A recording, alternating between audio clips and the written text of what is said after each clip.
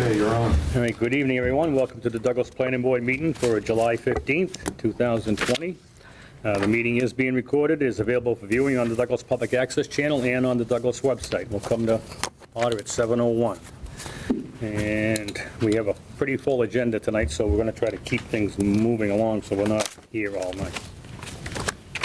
All right, first item on the agenda is a public hearing, Jeffrey Inman, application for a scenic road permit, 19 Orange Street, possible vote. I'll read the announcement.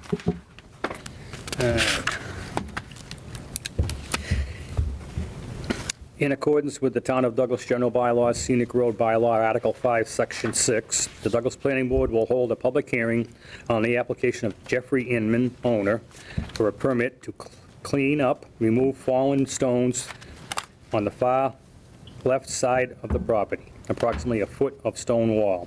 Remove approximately 5 feet of stone wall on the right side of the already existing gap and where the planned driveway will exist. And to remove branches from the tree that are hanging where the driveway is to be located. The site is in a rural agricultural zone district located at 19 Orange Street, assesses map 265. And on the application, it says parcel 16. It doesn't say that on the public hearing, but is that what it is, parcel 16? It's on the inside of the application. It says parcel 16. No, I think that's the lot number, so. Oh, okay, all right, well, let's, all right, so assesses map 265. Public hearing is being held on Wednesday, July 15th, 2020, at 7 p.m. in the Resource Room, 29 Depot Street, Douglas, Mass. A copy of the application may be viewed in the Community Development Department during regular business hours. Any person interested or wishing to be heard on the proposed plan should appear at the time and place designated. Ernest Marks, Chairman, Douglas Planning Board. Public hearing is now open. Is there anybody here presenting this? Yep. So we have the Inmans here. Basically, this is on Orange Street. It's a scenic road application in accordance with our general bylaws. It looks like they're proposing to remove about 5 feet of a stone wall adjacent to a barway for the driveway opening and take down some limbs on a tree that's in the right of way. So I don't know if the Inmans want to add something? You're all over. That pretty much covered it. Okay. There's an opening that's in the, to get into the property already, but it's a little bit narrow to be getting like a concrete mixer or something like that through it. So I mean, we're just trying to just widen it up a little bit. If we got that extra 5 feet, the whole driveway length, I think, was 16. Yeah, It would match our neighbors right next to us. Okay. There's, what we're thinking of doing is there's the 2 big rocks right there, that would be the 5 feet. Moving the small rocks next to it and using those to fix up the wall going down the property line and using those 2 big stones still to be the other side of the driveway. Yeah. Question to the chair. Is there any pins or survey markers on that stone wall area that you're relocating? So if you look at the back of your application, there is a survey plan. Okay, cool, just wanted to make sure if they knew or. And that shows that there's a pretty clearly defined stone wall on the left-hand boundary line, and then the actual stone wall along the front boundary line appears to be entirely within the town right away. Yeah. I just wasn't sure if there was any pins or markers. I mean, Well, the walls, I think, the wall is the marker from there, but looks like on that side. I know sometimes there's Drill holes. drill holes. That's my concern with when you. On this one here, it's not on a corner or anything like that. Correct, yeah. That's all, just concerned about that. So, You're only gonna go 16 feet? It's all you're looking at? Yeah, I'm pretty confident that's all we'll need. Okay. Bill, any questions on this concern? No, it looks very straightforward. Yeah. Yeah. Ernie, you'd probably know better if there's a ditch along the edge of the road there. Trying to think if there is or not.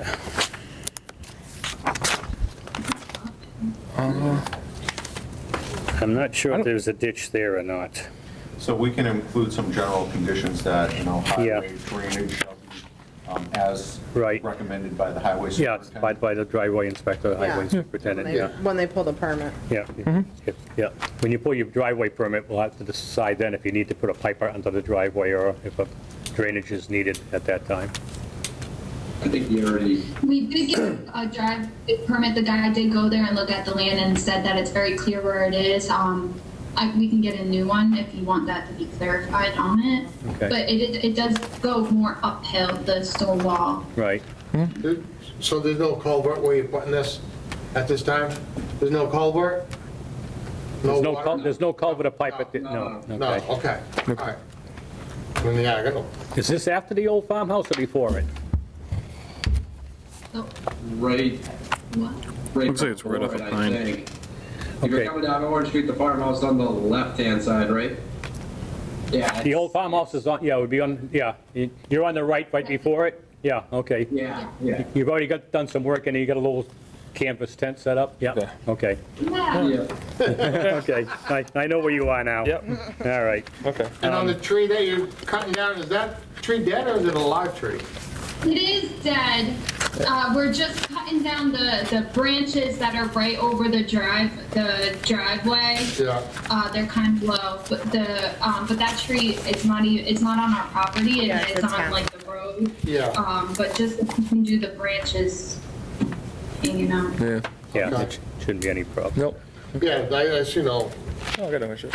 Okay, anybody got any questions? Are those the two trees? Hello? Yeah, go ahead, Mike.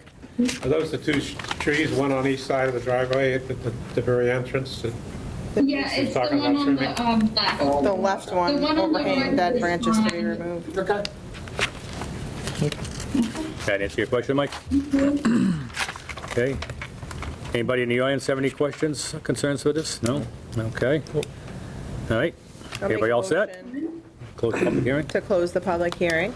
Second that? Motion made by Tracy, seconded by Mike Z. Any further discussion? All those in favor? Aye. Opposed? Need Abstained? a roll call? Yeah. Yeah, we have to do a roll Tracy call. Sharkey, Yep. aye. Mike Greco, aye. Les Stevens, aye. Mike Zwicker, aye. Jake Schultzberg, aye.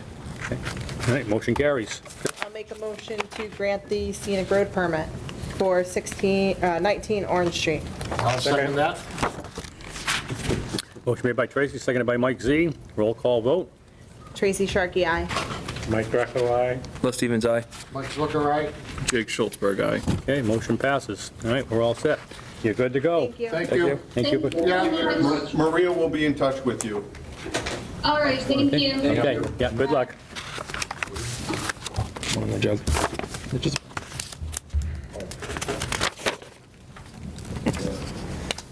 I didn't see. Sorry. No problem.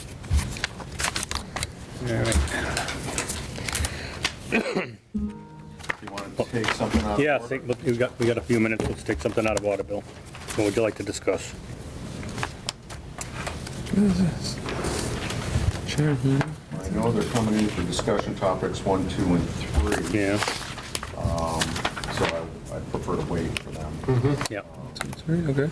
I don't know, you want to take on meeting minutes, Mike? You ready? Are you prepared? Well, I brought some if you want to go into that, yeah. Yeah, let's Yeah, do we have a that. couple minutes. Let me see if I can find the first one.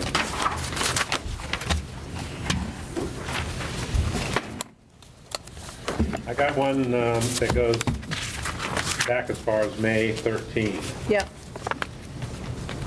Okay. It looked okay to me, I didn't see any problem. Maybe other people did. No? Find anything on it, Mike? No. No? Nothing there, no. Nobody else found anything? Wow, perfect. Perfect. All right. Make a motion to approve the meeting minutes as written for May 13th, 2020. Motion made- Second. Motion made by Mike, seconded by Mike Z. Roll call vote. Tracy Sharkey, aye. Mike Greco, aye. Les Stevens, aye. Mike Swicker, aye. Jake Schultzberg, aye. Okay, motion passes. That's for the 13th, right? You're on a roll, Mike. Yeah, keep rolling. What do we got next? May 27th. Yeah.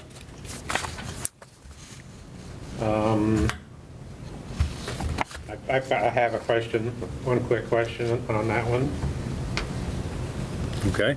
Page 3, it's just a typo. Page 3, second paragraph, last sentence. At the end, it says, Mr. A discussion was held. Anybody see that? Yeah. No. Yeah. Which one? Mr. Mr. It's A. supposed to be probably A. Just discussion, by, yeah, we'll say. Supposed to be what? a discussion was held. Got the word Yeah. Mr., it's got Mr. Yep. on it. Okay, so remove Mr., Strike I that. guess? Yep. Other than that, I didn't see anything else.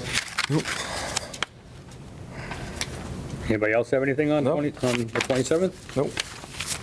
Okay. I'll make a motion to approve the meeting minutes as amended for May 27th, 2020. Motion made by Mike. Anybody want to second that? I'll second. Second? Seconded by Mike Z. Roll call vote. Crazy Sharky eye. Mike Greco, aye. Les Stevens abstain. Mike Swicker, aye. You abstain? Jake Schultzberg, aye. Ernie Mac's aye. No, we can't. You and I were both abstain. Yeah, yeah. okay, all right. I abstain also then, Yep. okay? We got Yeah. four. Okay, motion carries. All right. Was there a change on Mr. A? Did you take out the Mr.? Just take out That's the after Mr. Yeah, just take out Mr. All right, Sorry. June 11th? I think we just got those tonight. I haven't seen them. Okay, new. we'll have to wait on that. Yeah. Too new, just yet. Excellent. All right, we'll wait on the 11th then. Okay. Yeah. We could do an A&R if we wanted. The people. Anything else you think we can tackle in a couple of minutes, Bill? As a general email, we did get an email from Pam Holmes. You know, it'll be part of the record for the next 3 topics. Yeah. So you can probably take a look at it now.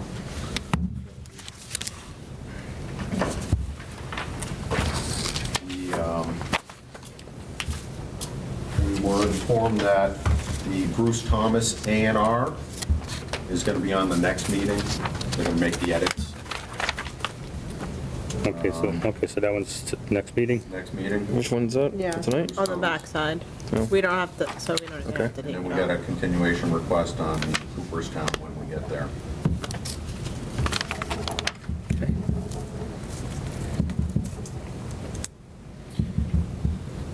For our next meeting, 8:13, is that going to be a good one?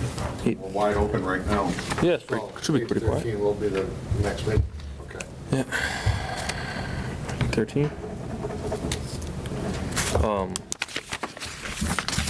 can I have a pen? Yeah, what was the concerning regarding the zoning hearing? Thank you. We didn't, Yeah, yeah. yeah. All right, regarding this letter, Bill, no- We got 1 minute. right? Yeah. 1 minute. yeah,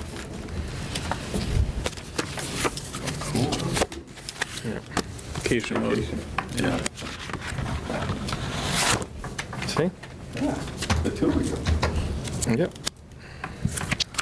hey, Bill, the public hearings are all advertised in enough time for anybody to be interested in it, to come in or get online, yeah?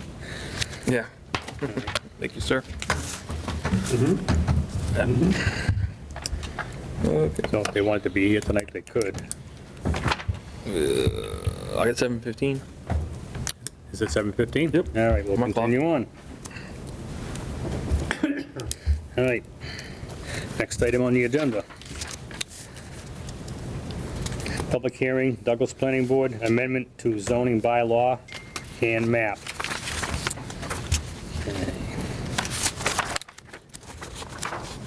The planning board of the town of Douglas will hold a public hearing to amend the town's zoning bylaws. The public hearing will be held on Wednesday, July 15, 2020 at 7:15 PM in the community meeting room, 29 Depot Street, Douglas, Mass. The subject matters of the proposed amendments are indicated below. Copies of the proposed amendments are available for viewing in the Community Development Department during regular business hours with the Douglas Municipal Center, 29 Depot Street, Douglas, Mass. The proposed amendment to the Town of Douglas zoning bylaw, amended zoning bylaw and zoning map.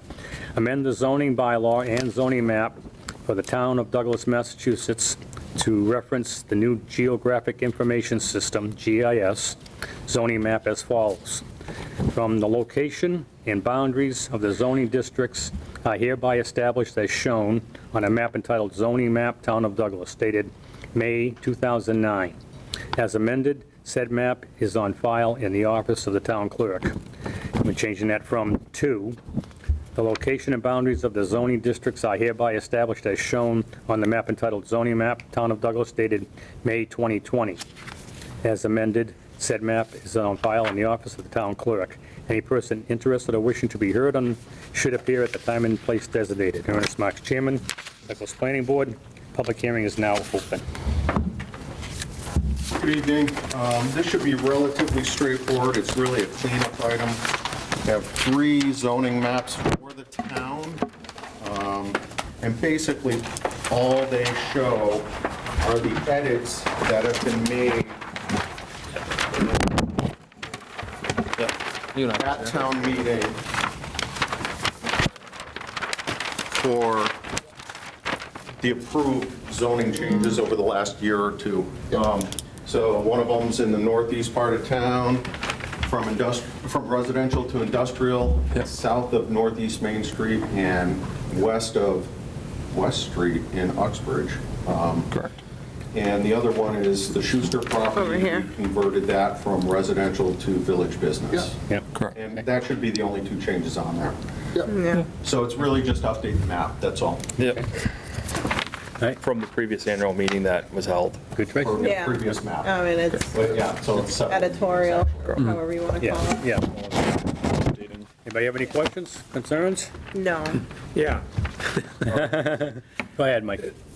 Is that related to this little sheet we got? No. No? That's No, different. that's another This hearing. has already been voted at town meeting. Yeah.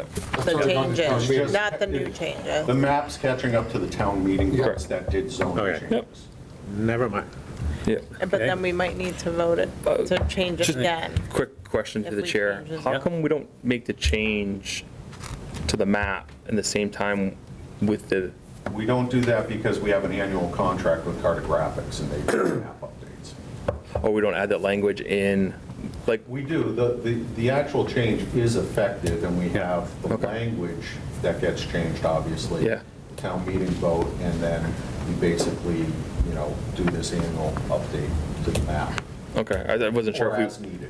Yeah, I wasn't sure if we would tie it to saying, hey, if you're going to change, Schuster's property, right, to include update to town maps, as part kind of like bundle them together. As part of this, we Yeah. also changed Instead the of a date two-step. on the map. So that's referenced in the body of the bylaw. Okay. The actual- Yeah, I just, Yeah.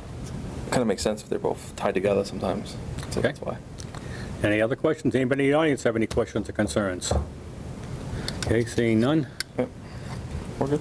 So you're going to vote a recommendation for town meeting. We'll make a motion to close the public hearing. Second, And we can do that after we close the public hearing though, Bill, right? Yeah, okay. All right, motion made by Mike Z, seconded by Tracy. Close the public hearing. Roll call vote. Tracy Sharkey, aye. Mike Rocco, aye. Les Stevens, aye. Mike Swicker, right? Jake Schultzberg, aye. Okay, motion carries, passes. All right, now we need a motion to recommend to the selectmen. No, For town town- meeting. Town meeting. Hold on, is Aaron online yet? I don't see him. Okay. Town, Sorry about that. That's town okay. meeting is set for September September 12th. 12th.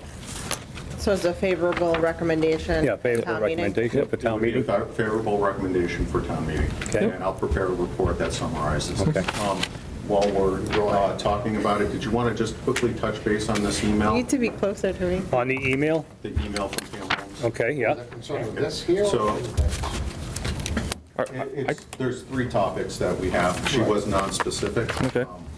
So we got an email today regarding the public hearings from a member of the ZBA.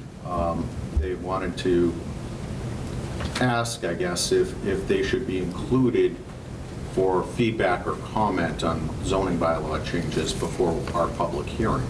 Or at a minimum, I guess, be made aware, specifically invited or made aware of our hearing. I did respond to the email and let them know that, in fact, we do public notice, we comply with the state law for notification. Notification, yeah. There's no requirement that we solicit or provide feedback to different boards and committees. While it may be a courtesy, and certainly if the town adopts a policy to that effect, we're certainly willing to do that. Right. But that's currently not what the practice is. So Okay. it's a public meeting, and I'd let them know that, they're certainly welcome to come in and provide Right. feedback and input. Is there anybody online from the zoning board tonight that's I don't know. want to speak on it? I don't believe so. But also zoning changes for the planning aspect of the town is underneath the planning board. So you really don't want to have a ZBA board weigh in on a zoning change. I mean, it's a, Zoning Board of Appeals. yeah, zoning appeal and appeals. It's like, it's for us to make a zoning change in the best interest of, as part of the town plan, master plan. Right. Moving the town forward. You don't want the appeal board to, I think all she was asking Yeah. is just notification. so that they're all in the loop. is Yeah. what that kind of Yeah. is. Yes. They're I mean, advertised. we advertised Yeah, plenty I of know, time. We that's- told them, the way I read it, it's if they had concerns, then Yeah. they could have come to Yeah. the meeting tonight. Yeah. Yeah, or if they had a particular zoning change that they were wanted Right. after some repeated, requests Issues or and whatever, issues, yeah. yeah, then they would send it to us to look into and work on. Fair enough.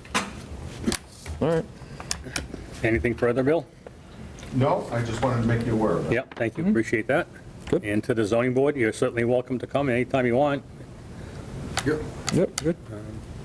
Cool. Okay, did we make a motion? This first one is pretty straightforward. Yeah, that one's pretty straightforward, yeah. Then we've already closed the public hearing. Yep, yep. So I'll make a motion to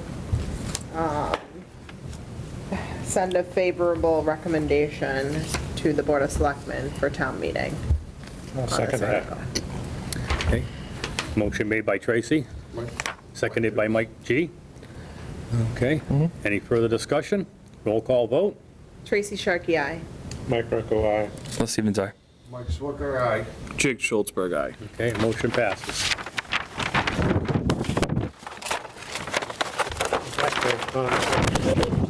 Yeah, that's just the actual map. They need it.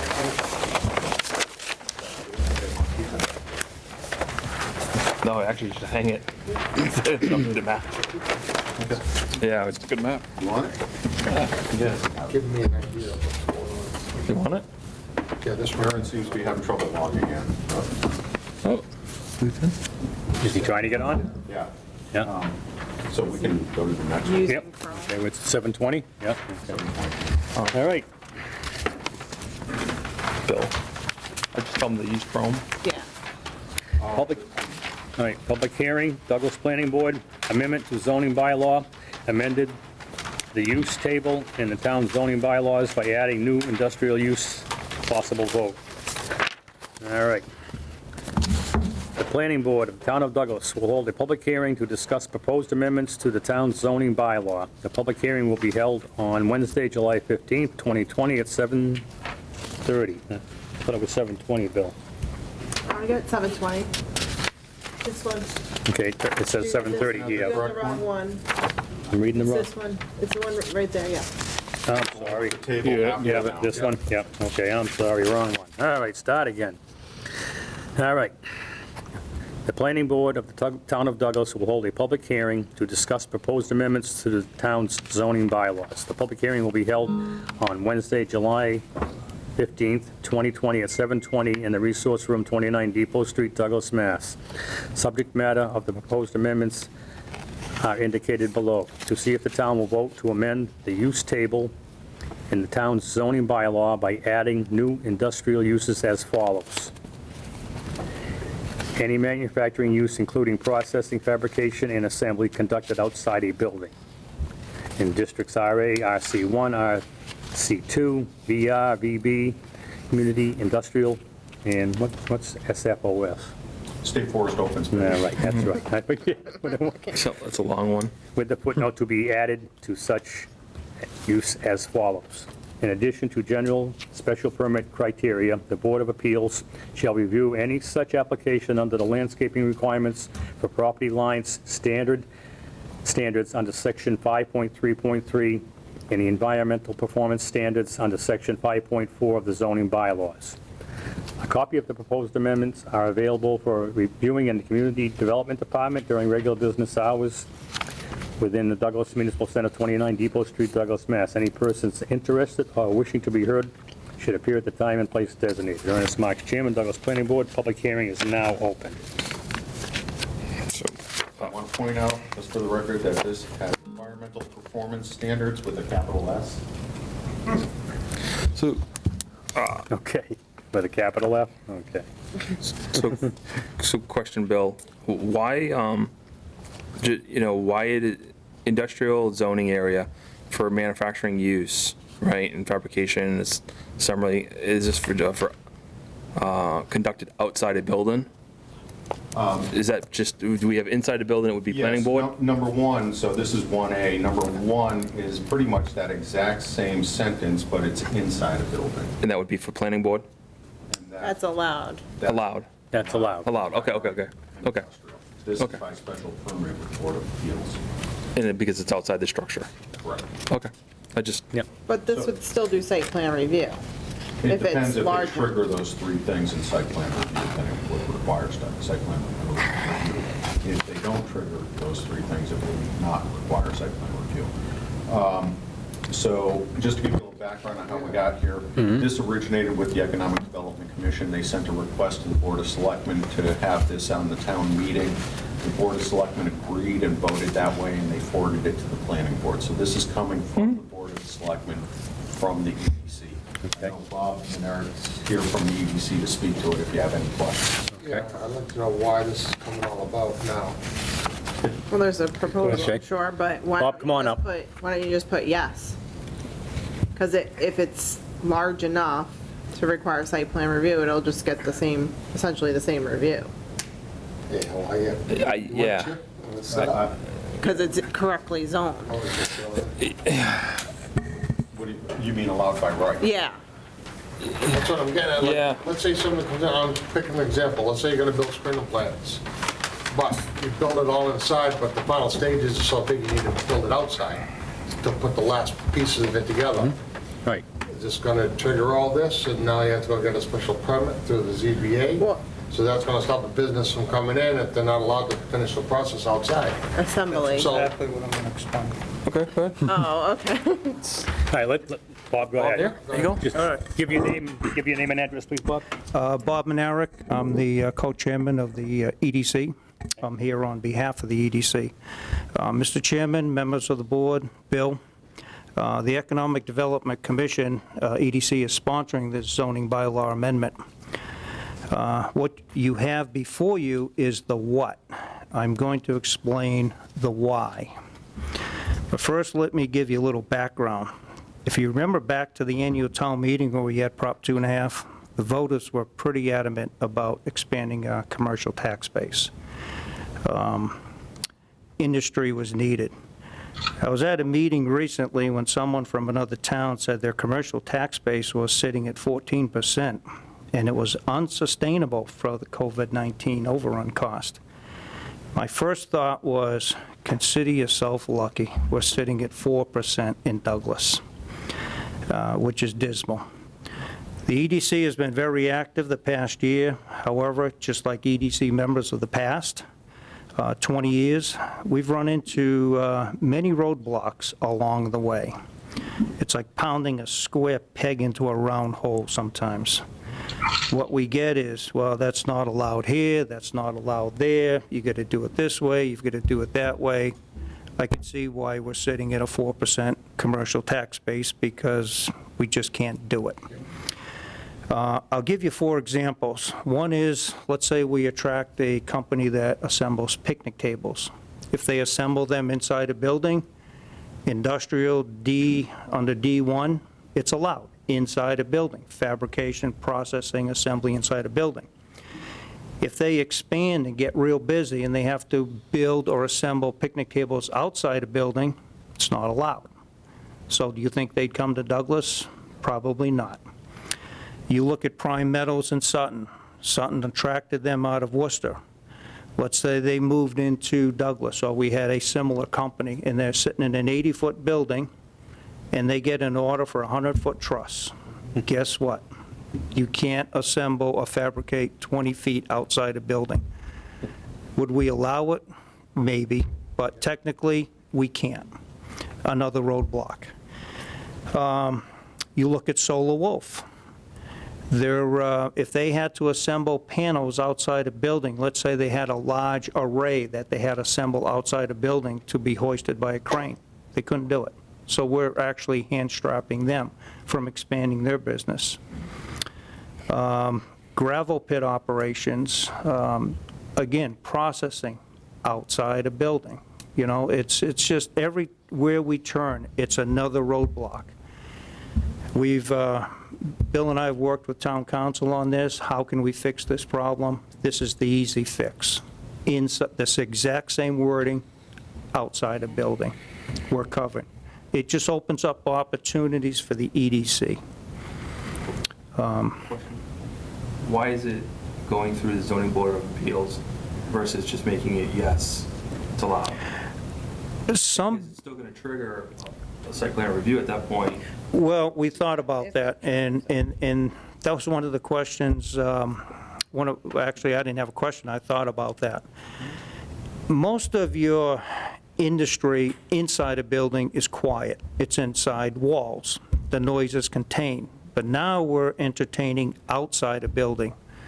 So you might get noise affecting neighbors. So we want to have some type of control over what we allow in what areas. There is a 43-acre industrial area sitting off Monroe Street, right smack in the middle of residences. You don't want to have somebody that's got a riveter going all day, or an arc welder with a high whine inside a residential operation. Now, if we had, like, the inside a building allowed, they could just move in there, and then you guys would be inundated with complaints. So we decided to go over those 2 performance standards, those 2 sections, as long as they pass the noise, all those sniffers tests, that we would allow it by special permit. We retain some control over outside activities. We don't want to see this added to maybe the commercial side too, on the commercial businesses, but there could be some where it's going through a permit process, instead of isolating it to the one deal that has the commercial and industrial, it's going through a permit process no matter what. Right. Looking at here, where there could be control over it. Say a commercial business comes in and some of it is required assembly outside, it could be looked at and handled, you know what I mean? Yeah, that's a good idea. It's where the commercial industrial, I mean, That's true. it's one of those gigs where I would think where if we're going through all this, why not make it where it's both, and where it's going through a permit, it can be controlled and going that way. Commercial or industrial. Or Both. Bill? just take off inside a building and make both BA. So you don't add an extra line item. You mean take outside? Inside a building, just strike inside a building. So any manufacturing use, processing, fabrication. Well, this, go ahead. Go ahead, Bill. Now, Bob referenced noise as a potential offensive thing. There's other offensive issues too, obviously. Dust, odors, and really to have it unrestricted just opens the door for complaints and problems. I think, I mean, either site plan review or special permit, I think is an acceptable way.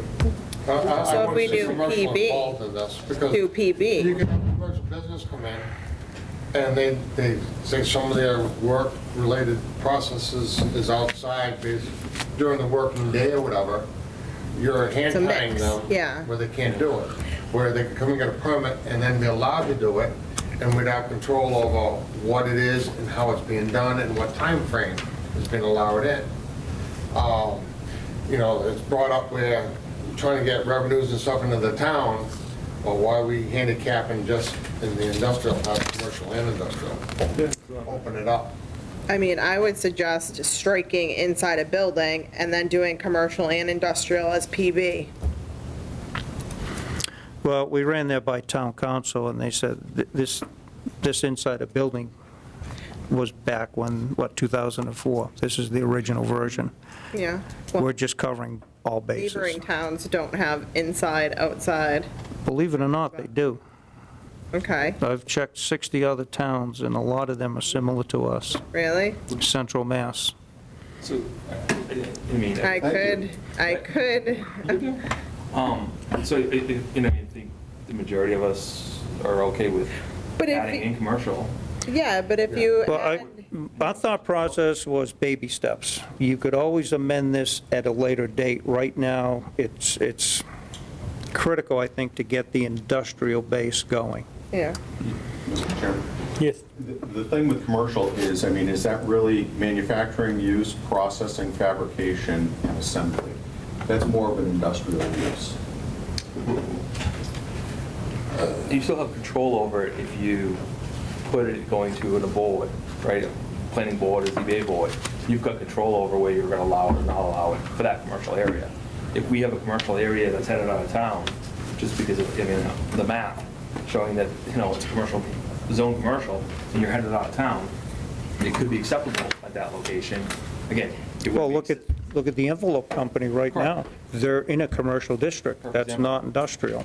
Yeah. I And understand. That's a great point. Let's say somebody has in a commercial area, they have, But generally speaking, the industrial is a little insulated, or should be insulated from the residential, whereas commercial generally is. it touches it, usually touches it, yeah. right, but the idea is so you have a commercial area, the gentleman has boat trailers. Yeah. They come in unassembled.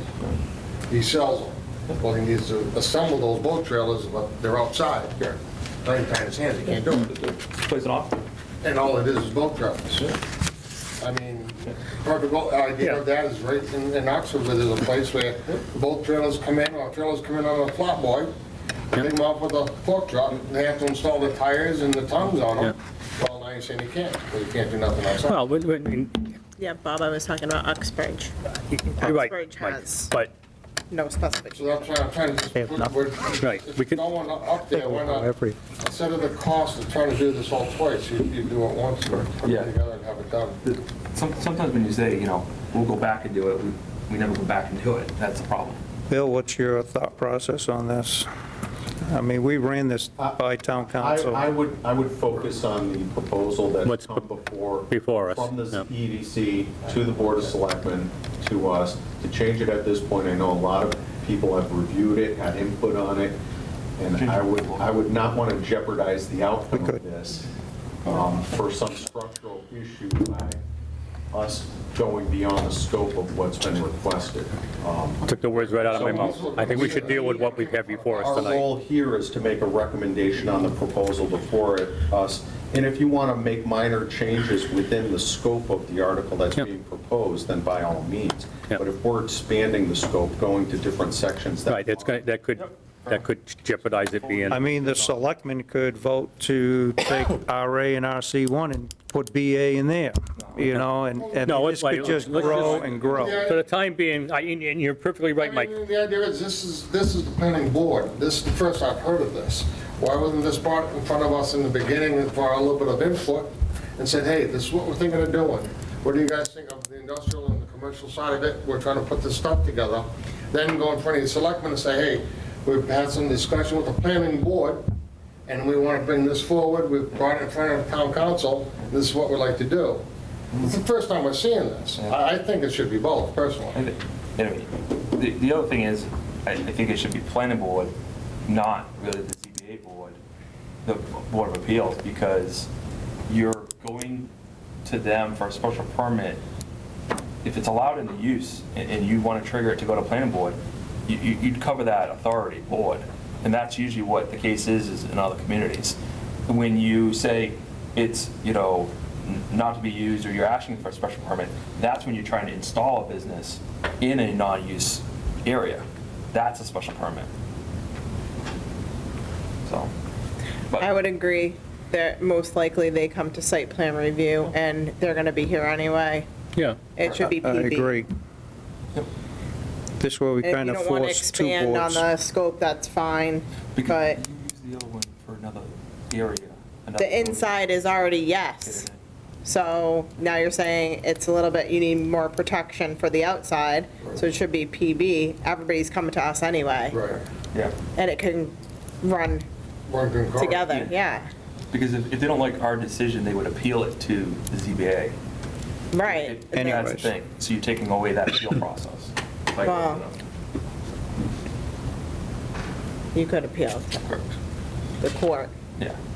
That's would be my But either way, they're going to the zoning board, whether an appeal Just want to or point out for the that special member permit. Sokrat is present. He's been here since 7:20, since the start. Okay, welcome, Aaron. Hey, Aaron. So No, I can the hardly other see thing him. is, There he is. I can't hear him. ZBA board doesn't handle site plan review. All right, You do. that's my Hi, son. everyone. You do. Now you can hear me. There he is. Thank you. You want to ask if he has any comments? I'm in favor.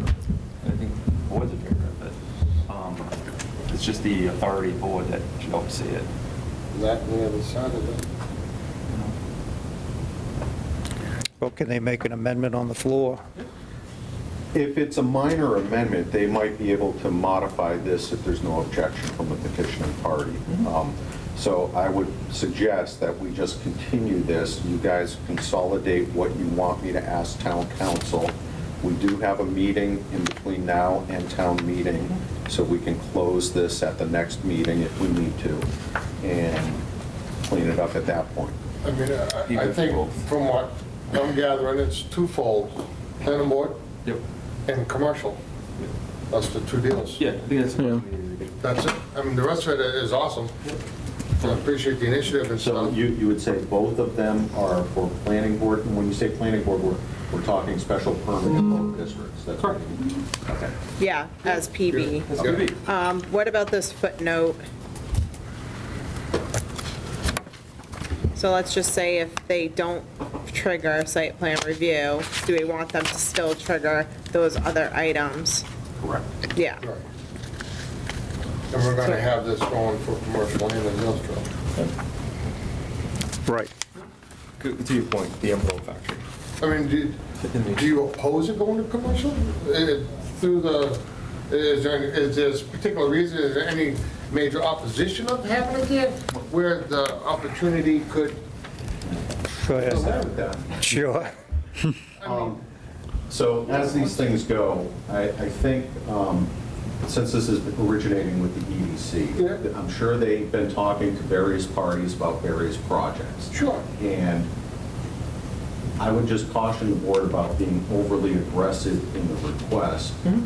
That might cause the entire article to fail at town meeting. If you don't want to jeopardize it, that But- part of it that they might be concerned with. Well, the thing is, if it's explained correctly where it doesn't matter which one it's in, it still has to get a permit, period. And the permit can be denied if it's in an area where nobody wants it or whatever for outside. So it's a situation where I don't care what you got, the industrial, like you said, there's some in the middle of residential, no different than the commercial is. So what's the difference? You're dealing with the same situation no matter what side of the coin you're on. Yeah, most of the companies we're dealing with right now are going in an industrial zone. Right. Very few are going into the commercial zones.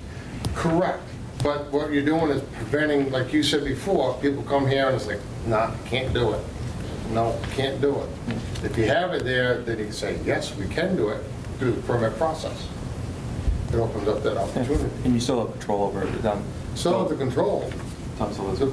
The townspeople still have the control, because there'd be a meeting, whatever, and discussion about that permit. And it can be denied on the industrial side too, there's no guarantee. But if you have them both together, it opens up that opportunity, I think, for either or. You have to recognize the fact that this first has to go to town meeting, then has to garner 2/3 majority. Correct. So if you overreach with what you're requesting, that might have the ability to undermine the article as a whole. So I'm just cautioning you, that's all. Yeah. And I was thinking of the Home Depot in Sutton. They went into a commercial zone, the neighbors were up in arms. So we were staying away from commercial, just zeroing in on industrial at this time. But it's still a permit, you could have the same thing go in the industrial park. with- You could, but we're trying to minimize the opposition at a town meeting. We need 2/3 But vote. there again, 90% of the townspeople want business to come to town.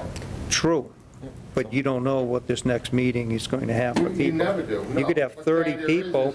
Talking about opening up the opportunity to allow it to come into the town. I have a suggestion, you could modify on the floor to eliminate commercial, if there's so many questions that you're concerned about. You can always drop it, you can have it there, you can always get rid of it. I mean, business is business, so Or Mike's do like right with that. the opportunity to get additional business. I mean, I think it's easier to drop something if you drop an area versus trying to add it in on the town floor. But that's our opinion, so you can think about it. We'll continue and, I want to caution, like Bill said, that this is what's before us. And I believe the reason that this is before us is because there may be something in the works that needs to be acted on to bring some business to town. So we can go one more meeting.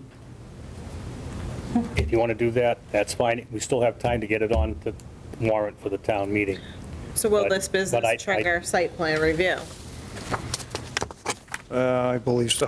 So, I mean, why wouldn't you tailor it, if you have a target, tailor it to being the best pathway possible? Planning board.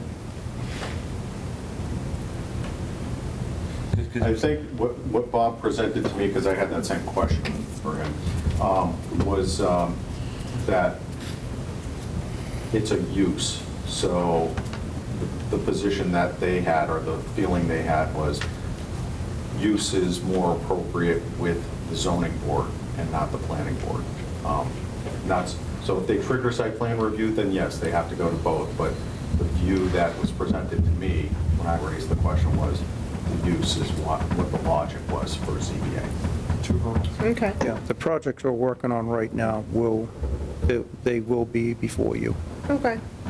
Well, I don't really care about that part, but, And we are 110% behind anything that moves something along here. I think where the opportunity allows one us to be, I think it should be there. Okay, so I'll talk to town council and report back.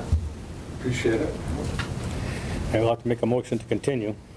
you want to open it up to the audience? Yeah, anybody And if time becomes critical, anybody have any questions or concerns about this public hearing? In the audience, online? Get it done. Nobody logging in? Okay, motion to continue. What time? 7 o'clock. I'll make a August. motion to continue the public hearing for the amendment to the zoning bylaw, amend the use table to August 13th at 7 PM. Second. Motion made by Tracy, seconded by Mike G. Any further discussion? Roll call vote. Tracy Sharkey, aye. Mike Greco, aye. Les Stevens, aye. Mike Zwicker, aye. Jake Schultzberg, aye. Motion passes. All right, 7 o'clock. one quick question. Yeah, If we go ahead. get into a COVID-19 emergency in 3 weeks, can we hold a quick meeting prior to that 13th? Say that again, Bob, I'm sorry. The 13th is 1 month away. Yeah, right. If COVID-19 is creeping up on us fast, Yeah. and we see a potential problem with the 13th being closed, could we have a meeting prior to that? Are we open to that? They've continued this to the 13th, Yeah. so we could have it after the 13th, but not prior to, unless we have another meeting. We won't be canceling our meeting. All right, We'll be on. Online. Online. okay. Without We will not cancel the meeting. And we do have enough time to get it on the warrant? Oh, yeah. September something, Okay, Yeah. yep. No problem. right? Well, there's publication dates, Yeah. yeah. No, he's got the deadline. It's a month away, so I think you need. Right, but it's got to be 2 weeks prior to Finance Committee. Board's agreement is we will go with the recommendation of town council and the town administrator on that chart for the printing, for the purposes of printing. We may need to make an adjustment, we can do that on the floor. Okay. What do you mean? Printing it the way it is now? So they're gonna. No. No. With what town council, you had a recommendation, I go to town council with that recommendation. He says you can do it, let's say. We modified this proposal with the concurrence of the town administrator to print it in the town meeting warrant as amended from what you're looking at. So we won't see it before it's printed? Oh, we'll see it. We'll see it on the 13th. You'll see it On on the 13th. But if the printing date is prior to the 13th, it'll go out as, with that amendment. For the warrant. For the warrant, and then when we get to town meeting, we can amend it. Correct. I agree. I see what you're doing. Because of the printing date might have been on the August 10th. Yes, right. So exactly. I agree, Bill. That makes sense. Because it's having our edits in there and it has everything changed. So you're looking for PB underneath both commercial and industrial, correct me if I'm wrong. Correct. What's the asterisk for both? With an asterisk. For both. Right, referring to these footnotes. Yep. Okay, Okay. All right. Did you vote to continue? We did, till 7 on the 13th. This is how we're doing it. 7 o'clock on the 13th. excuse me, yeah. You said Aaron was on, did I? Okay, thank you. Did You can he have- vote? Thank you. No, I appreciate Did it. you vote, Aaron? Appreciate it. I voted, yes. To continue? Okay, all right.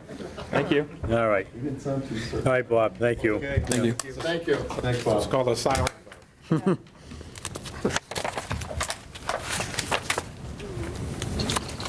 Okay. All right. All right, public hearing. Amendment to zoning bylaw, solar bylaw. Comply with the setbacks requirements.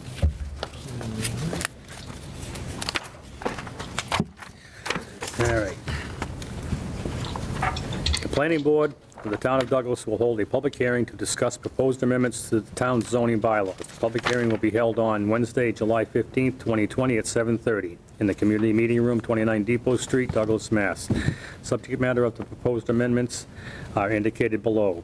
To see if the town will vote to amend the town of Douglas zoning bylaw with regard to the ground-mounted solar photovoltaic installations. Item 1, add the following new definition to section 10.0 definitions. Residentially scaled solar array. A residentially scaled solar photovoltaic system, whether ground-based or rooftop-based, including ground-mounted hot water collectors or other solar collector, and which system has a nameplate capacity of 30 kilowatts or less. Commercially scaled land-based solar array. A commercially scaled land-based solar photovoltaic system including ground-mounted hot water collectors or other solar collector in which the nameplate capacity greater than 30 kilowatts and does not qualify as a residentially scaled land-based solar array. Item 2, amend section 3.1.3 table of use regulations, appendix A, by adding the following under residentially scaled solar array. RA, RC1, R2, VR, VB, commercial, industrial, state forest. Commercially scaled land-based solar array, PB, PB, PB, PB, all the way through. Question, where is this actually going in the use table for appendix A? So, would it be just added to the bottom? Let me just add one more thing. Oh. Public hearing is now open. Oh, you forgot to read the back. Oh, I'm sorry, there's something on the back, all right. Public hearing is not yet open. Residentially scaled solar arrays that comply with building setback requirements and lot coverage requirements are exempt from site plan review under section 9.4 unless other aspects of the project meet the section 9.4.1 criteria regarding site plan review. And number 2, the planning board shall adopt solar array regulations applicable to both residentially scaled and commercially scaled land-based solar arrays. Copy of the proposed amendments are available in the viewing for community development room during regular business hours at 29 Depot Street. Any person interested or wishing to be heard should appear at the time and place designated. Now the public hearing is open. Okay, Tracy, go. So, under the item 2? Yeah. Where is this being added? Is it a new section? Like, Appendix is A it by adding under, following on. just A? No, it says right there, item 2, amend section 3.13, table of use regulations. Right, is it going in the top? It's going in Because the, we have this like A, Right. so is it going I don't have the zoning book, but, like Shoot. number something, there's number 24.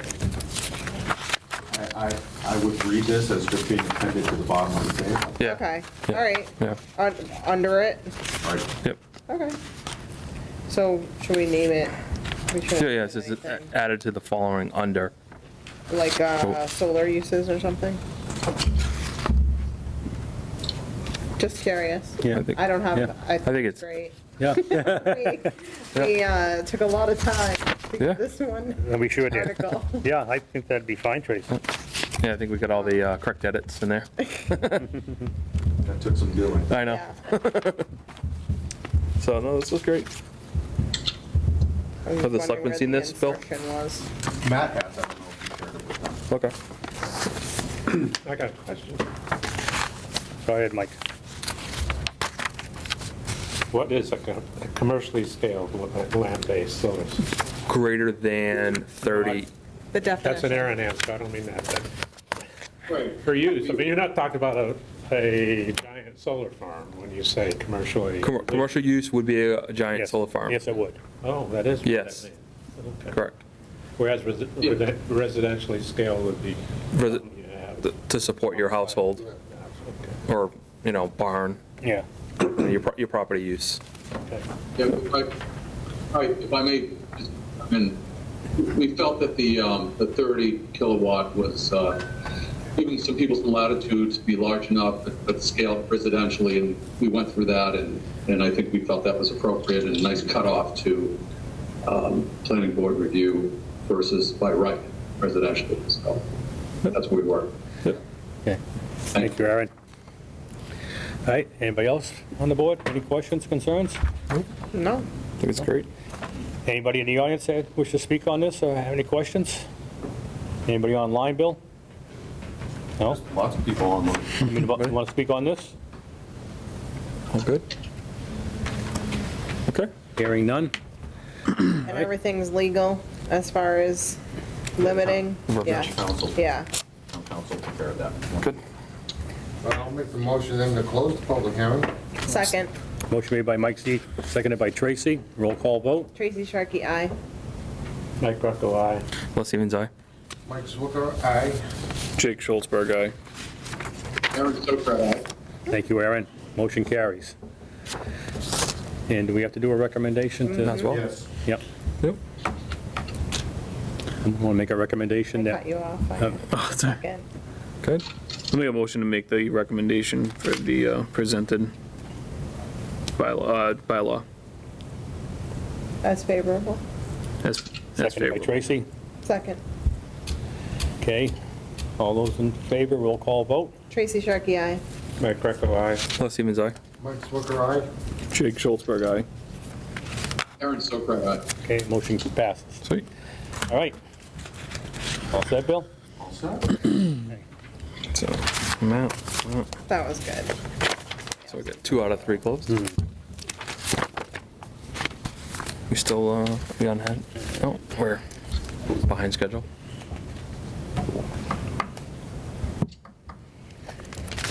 Fixed.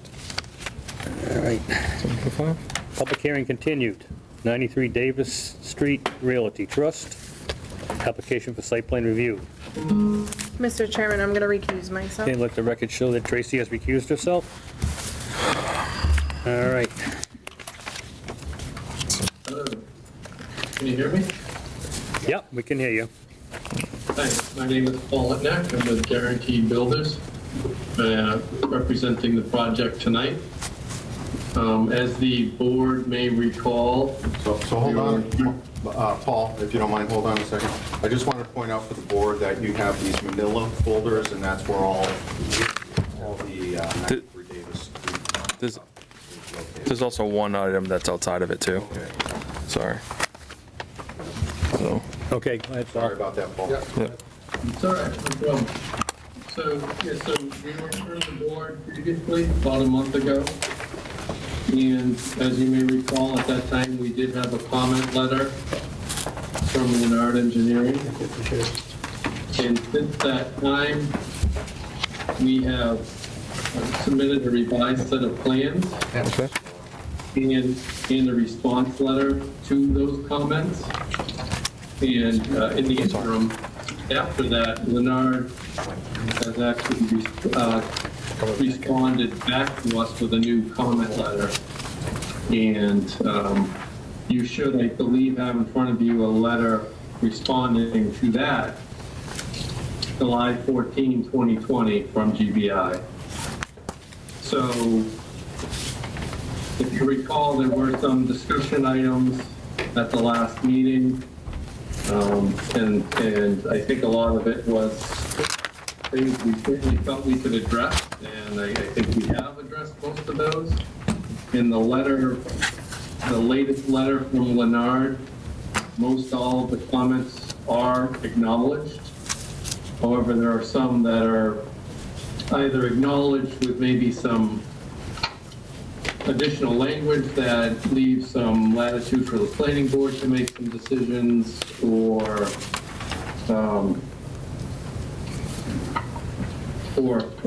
things of that nature. So perhaps, and I certainly leave it up to the board, perhaps I could go through these comments that are not acknowledged completely, essentially, the ones that I believe that Still open? I guess need discussion and potentially maybe a condition in the decision, something like that. Does that sound like? Yep, That sounds good. That sounds good. What's still open? Do you, at this point in time, do you have a plan in front of you? Yes. Yes. Okay, all right, I'm just making sure. If we need to, I can also share my screen if we need to talk more specifically about any points in the site plan. Well, I don't know if I can do that. Kevin's not here tonight, so Oh, I see. I don't know if I can do that.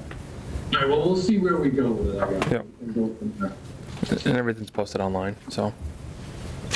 So do you have the July 14 UBI letter in front Yep, of you? we Yep. do. Yeah, everybody have that? Yep. This one right here? Yep. Okay.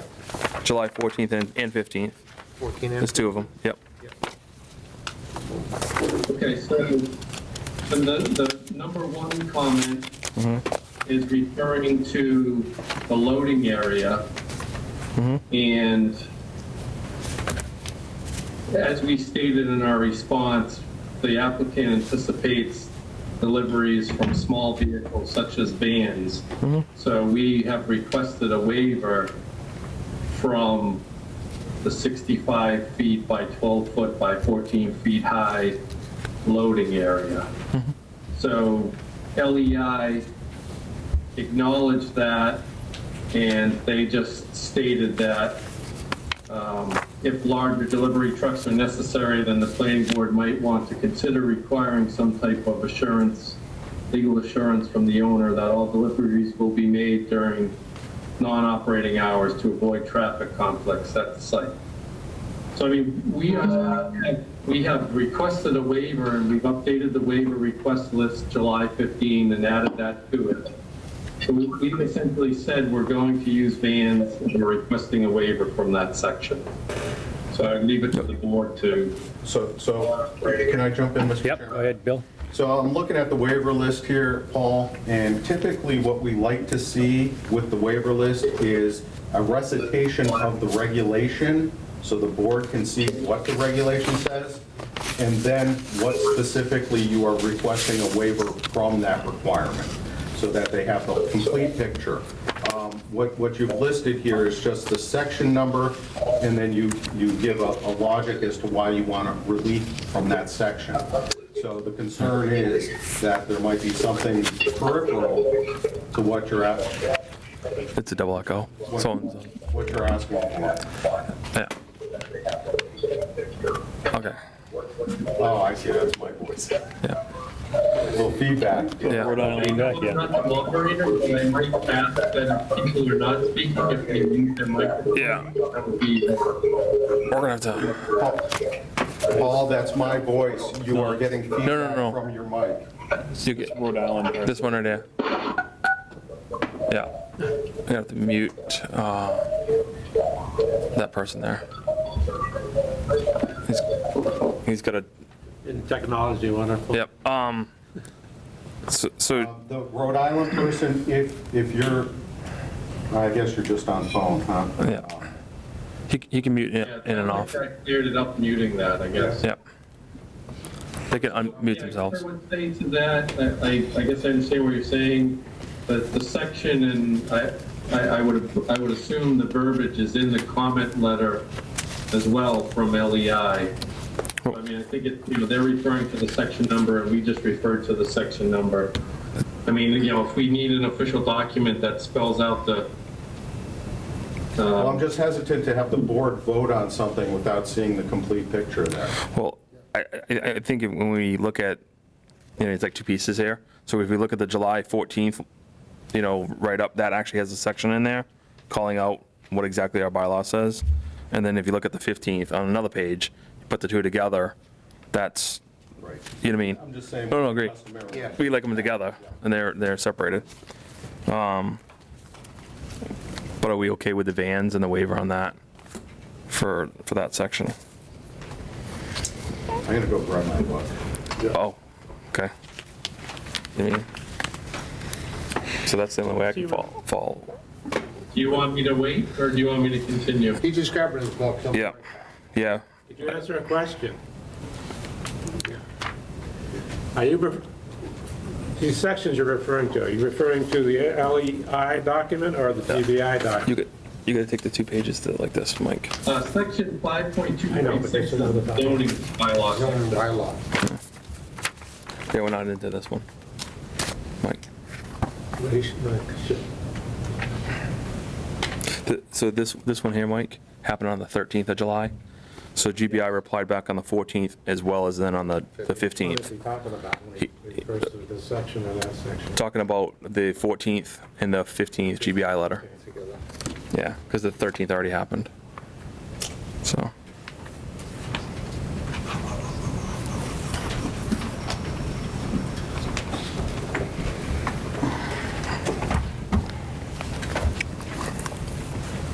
Yeah.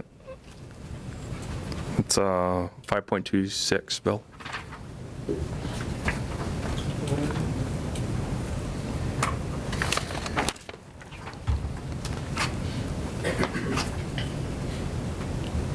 Okay. It says loading bays shall not be less than 12 feet in width, 65 feet in length, and 14 feet in height, exclusive of driveway and maneuvering aisles. That sounds fair. Okay, I go with that. I think we just gotta, the two gotta merge together. Yeah. To your point, I agree. I think that's minor. That can happen with the waiver list.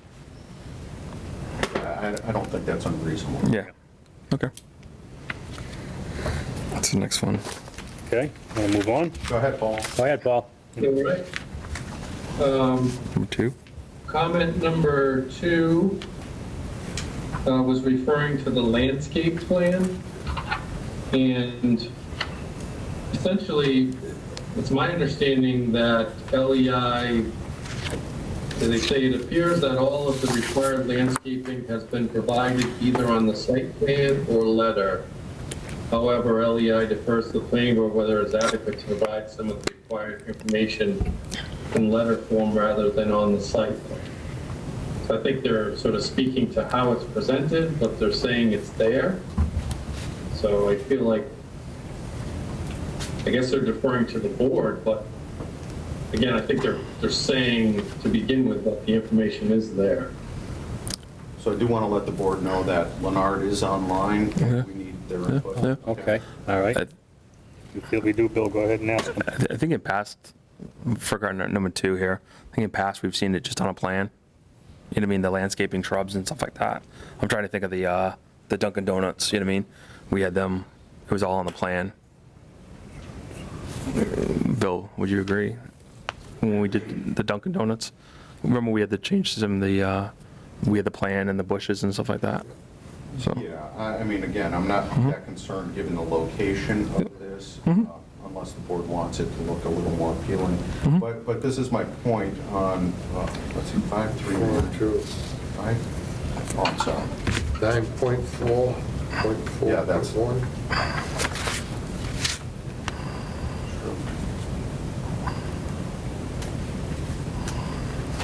So 9441A is the waiver with this, Paul? No.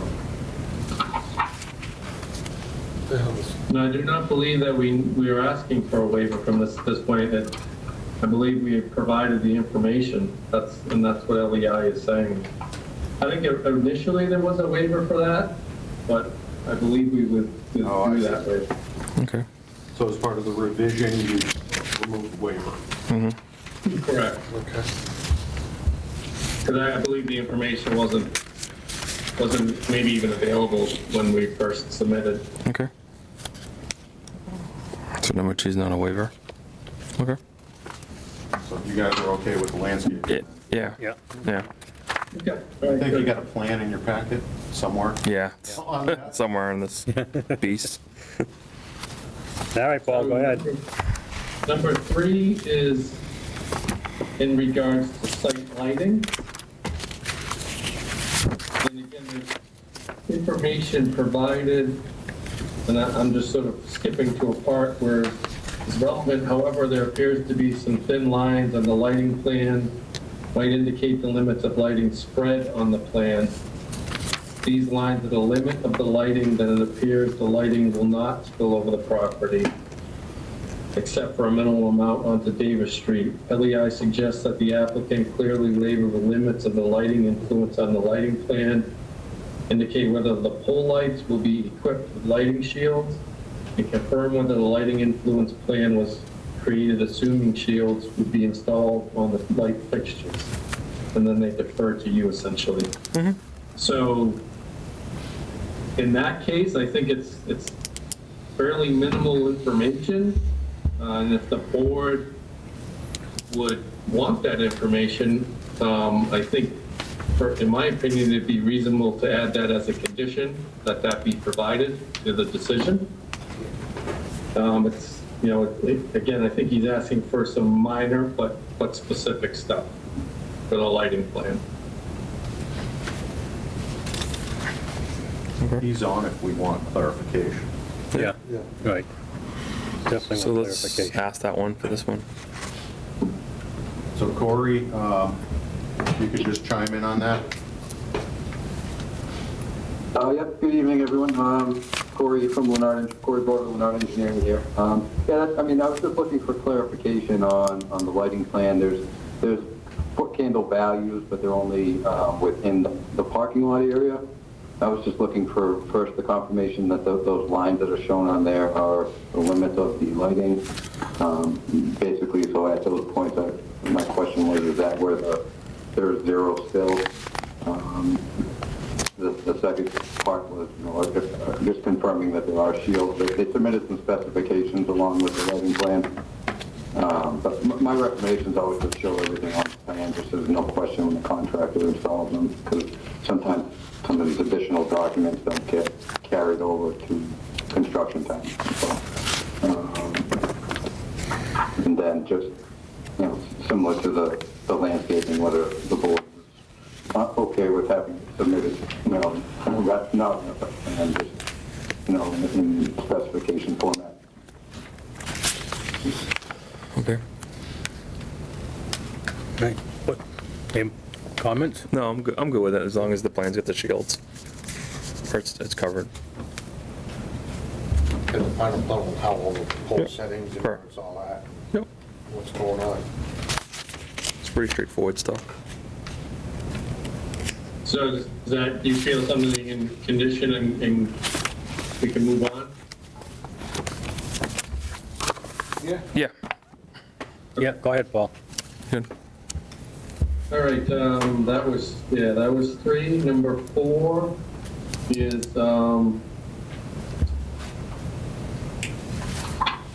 has to do with the dumpster.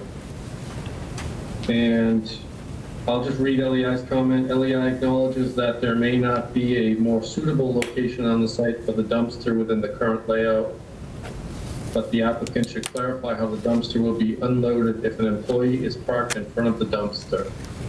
And our response is essentially disposal will be scheduled outside business hours, and on the chance that that doesn't happen, then the spaces in front of the dumpster are for employees only, so essentially the applicant can control those spaces, so they can just ask the employee to move the car if necessary. That was part of the reason why we made those employee only, so that we could control that area. Okay. Will you be having a recycle dumpster too, for cardboards and stuff of that nature? How many are you gonna plan on having? Anybody know? That I am not sure of, however, I do know that it's a fairly large area that is fenced in. It can hold, There's no size on here, that's why. Because a lot of your commercial places now have at least 2 dumpsters. One they recycle with. so the bylaw requires that the area can hold 250 cubic feet, essentially of refuse. Okay. And so the dumpster pad is 8 by 8, Yep. and a 10-yard dumpster, which to me is very large for a facility like this, is 6 by 7. So, you know, we could have potentially either a couple dumpsters, or maybe you have, you know, a smaller area where if they want to do some cardboard recycling as well. I guess I'm not totally sure of the program, but. Well, that's why I'm asking it, because I'm familiar with the situations. I've seen it in more than one place, where they intend to have the one dumpster, and then they bring in another dumpster for recycle. Yeah. Now all of a sudden, you don't have the pad or any area for it. So I'm trying to hammer out what's the intent. I think the intent is that we have a fairly large area. 8 by 8? Yeah, that we're fencing That ain't in big. to allow for, but we don't necessarily anticipate generating a significant amount of trash either. So I think that's our plan. Okay. I think the other thing is there's room over there where it's employee parking. It's the farthest point away from where the building is. Right. Teresa Matson is on the call as well. Teresa, do you have any opinion on that for the cardboard?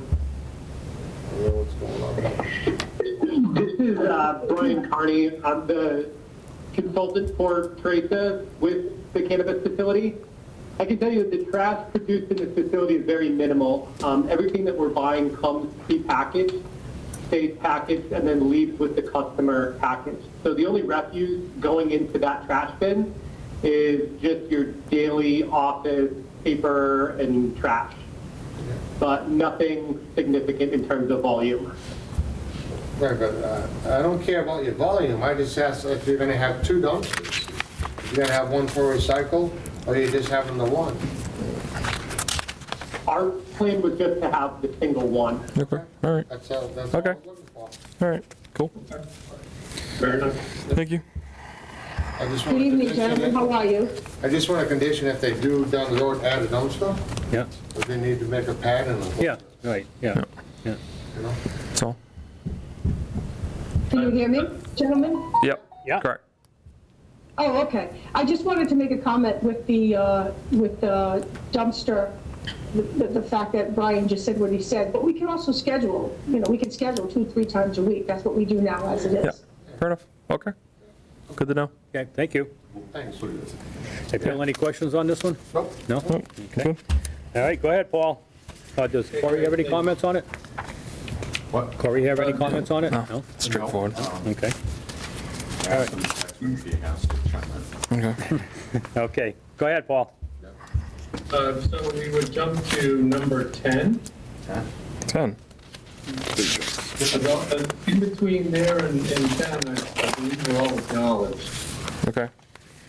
I do want to point out, however, on number 6, the town did provide a schematic showing the routing of the fire truck throughout the site. Yeah. They were having some difficulty doing that, so we just took it on with our consultant. So that, Okay. you know, the board's question, we wanted to make sure it did have adequate, you know, maneuverability, so we did that. Oh, yeah. Did that? Yeah, that's on this plan now that they provided. Yeah, we provided it. Oh, you guys provided, okay. It shows it moving along, which is good. We did that. Okay, Thank you, Bill. cool. Yeah. So we're going to 10.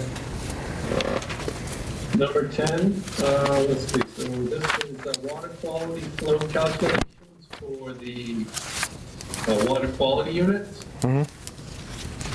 And LEI requested that those be stamped, and we have provided a stamped copy of those. That's all that one really is. So that just came in, Paul? Yes.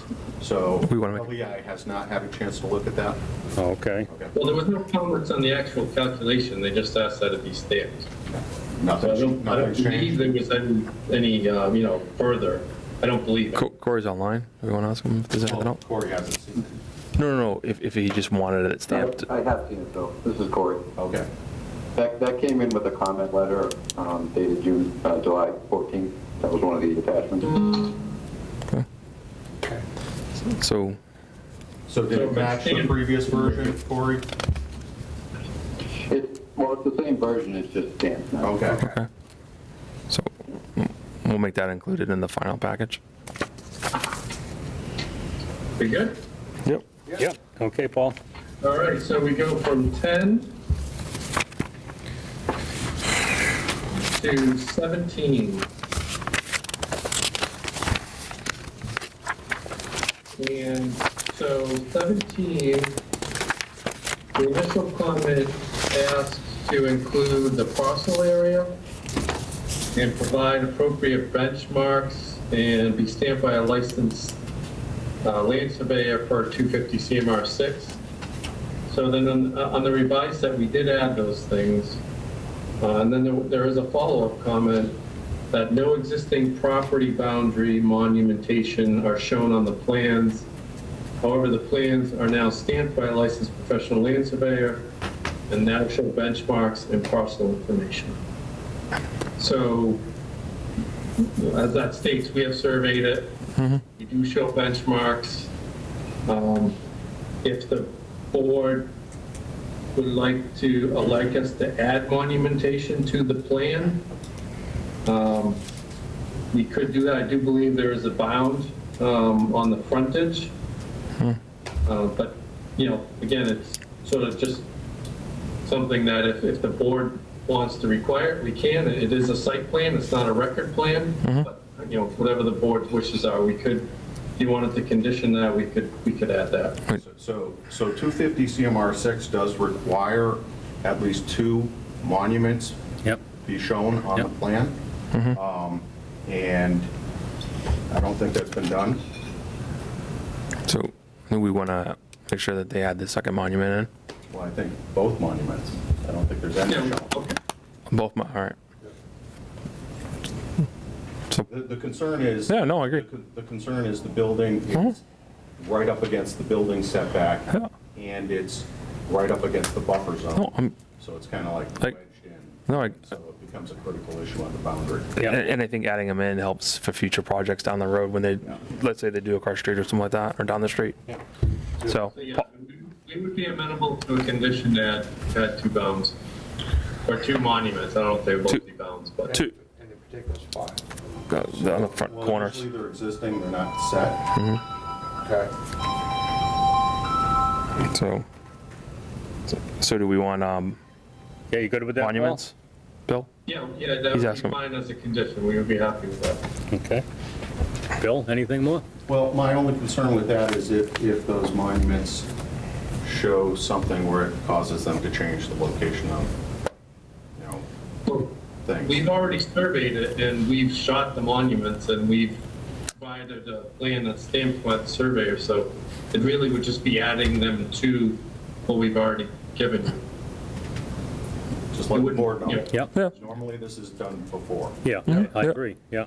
It should have been done before. So they're gonna work off the pins and put the Board? monuments in there. Yeah, got any comments on that, board? Yeah, I'm good with adding the condition there that they would add 2 monuments. Yeah, It's best interest of the town. all right. Okay, great. Number 18 is regarding the retaining wall. And so I'll just read the comment. LEI acknowledges that the retaining wall will be designed by others. The planning board may want to consider adding a condition requiring the final wall design to be submitted for review as part of the wall's building permit submittal for review, and to confirm that there are no changes to the wall layout. And we would be fine with that as a condition. Okay. That works. What's the height of the wall? Bill, any comment on that? No, that sounds fine. Okay. I think it's just that's that turn radius. All right, so that is the initial LEI letter that takes us through the end of that, and then we would actually go to additional comments. We'll put together, but I think they were pretty much either things that were discussed or maybe he commented on. I don't want to speak for Bill, but I think that's what it was. No, it was basically a summary of what was discussed at the last meeting. I wanted to memorialize it in a letter so that we got a formal response. Okay. Sure. If I did a mistake. So number 1 is in regards to the retaining wall, which is actually the comment that I just went over. So again, it will be designed by a structural engineer and we'll submit it as part of the building permit process. Number 2, traffic volume calculations and impacts. This is in regards to, and we had provided, if you recall, a narrative with the submittal, and we've also committed to having a police detail on site during business hours. So that's part of why we're requesting the waiver. And LEI then commented back, no traffic volume calculations, traffic analysis or existing striping on Route 16 has been submitted for review as requested. LEI acknowledges that a narrative was provided seeking a waiver from this requirement. LEI notes that all traffic analysis calculations or studies must be stamped and signed by a registered professional engineer. So again, basically what we're saying is we're asking for a waiver from section 9.4.4.5 on-site and off-site impacts, of which I believe traffic volume calculations and impacts would fall under.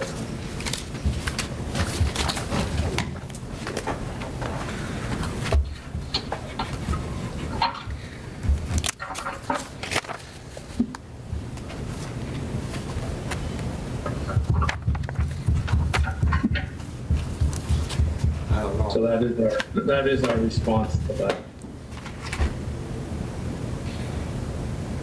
If I'm not recall, at the last meeting, wasn't it brought up, what happens if you have a full parking lot? They added. Where's the overflow gonna go? Besides that little gravel area? Well, I think they added the gravel area in. That wasn't there before. Yeah, it was. Was it? So the gravel area was there before, but again, we're going to have a police detail there to help with any traffic needs. So Where's the overflow gonna go? the issue isn't just on site with regard to the traffic. The concern that I have as an engineer, I can't speak for Corey, but I'd like him to chime in on this also, is, you know, it was presented that up to 50 vehicles per hour were going to be going in and out of that site. Typically, a traffic analysis would include, you know, the volume of traffic on Route 16, the turning ability in and out of the site, how much, you know, it's really the conflicting movements in and out of the site. Basically, if you're coming out of the site, taking a left, crossing the lane of traffic, Right. and likewise if you're taking a left into the site. So, those are the areas that I'm concerned with from a safety perspective. And to grant that waiver, I don't think is recommended. Yeah, I don't think we wanted to waive, ask on this. I mean, at the last meeting, we said we wanted a traffic study, didn't we? No. I recall. No, we didn't. I don't recall No. that personally, but We get the minutes for that meeting here. I know I brought up a point where you said you were gonna have approximately, I think you said 12 to 14 employees? If I'm correct? That is correct, that would be a maximum. Right. And you had, I think, what was it, 47 parking spots? Something like yeah, so that? we're required, that was part of the conversation, actually. We were required to have 18 spaces per the bylaw. The applicant has essentially deemed that they would like to have 50 spaces Right. Yep. on the site due to the due to the volume that they feel that they need. So That's 50 though, then you less out your employees, so in reality, you're only gonna have 38. well, so the 18 includes employees as well in the zoning bylaw calculation. So Right. if we're saying apples to apples, it's required 18 and we're providing 50. And it's a one-way circulation around the building to really, except for in front of the building, to try to eliminate conflicts interior to the site, certainly. Correct, but you're conflicting yourself, because at one minute you're saying you're gonna have 50 in there every hour or whatever, but you don't have the spots because you really only have 38. So to clear this up, when the number of 50 was thrown around, that was to estimate the absolute maximum volume that we could ever experience in a given day. The average assumed volume is about 250 customers per day, which reduces that hourly number down from 50 customers per hour greatly. Okay, so just for clarity, who was that speaking? That's their good. I apologize, this is Brian Carney, I'm the operations consultant for ZNC Inc. And what company are you with? Brian Carney Consulting LLC. Okay. Are you an engineer?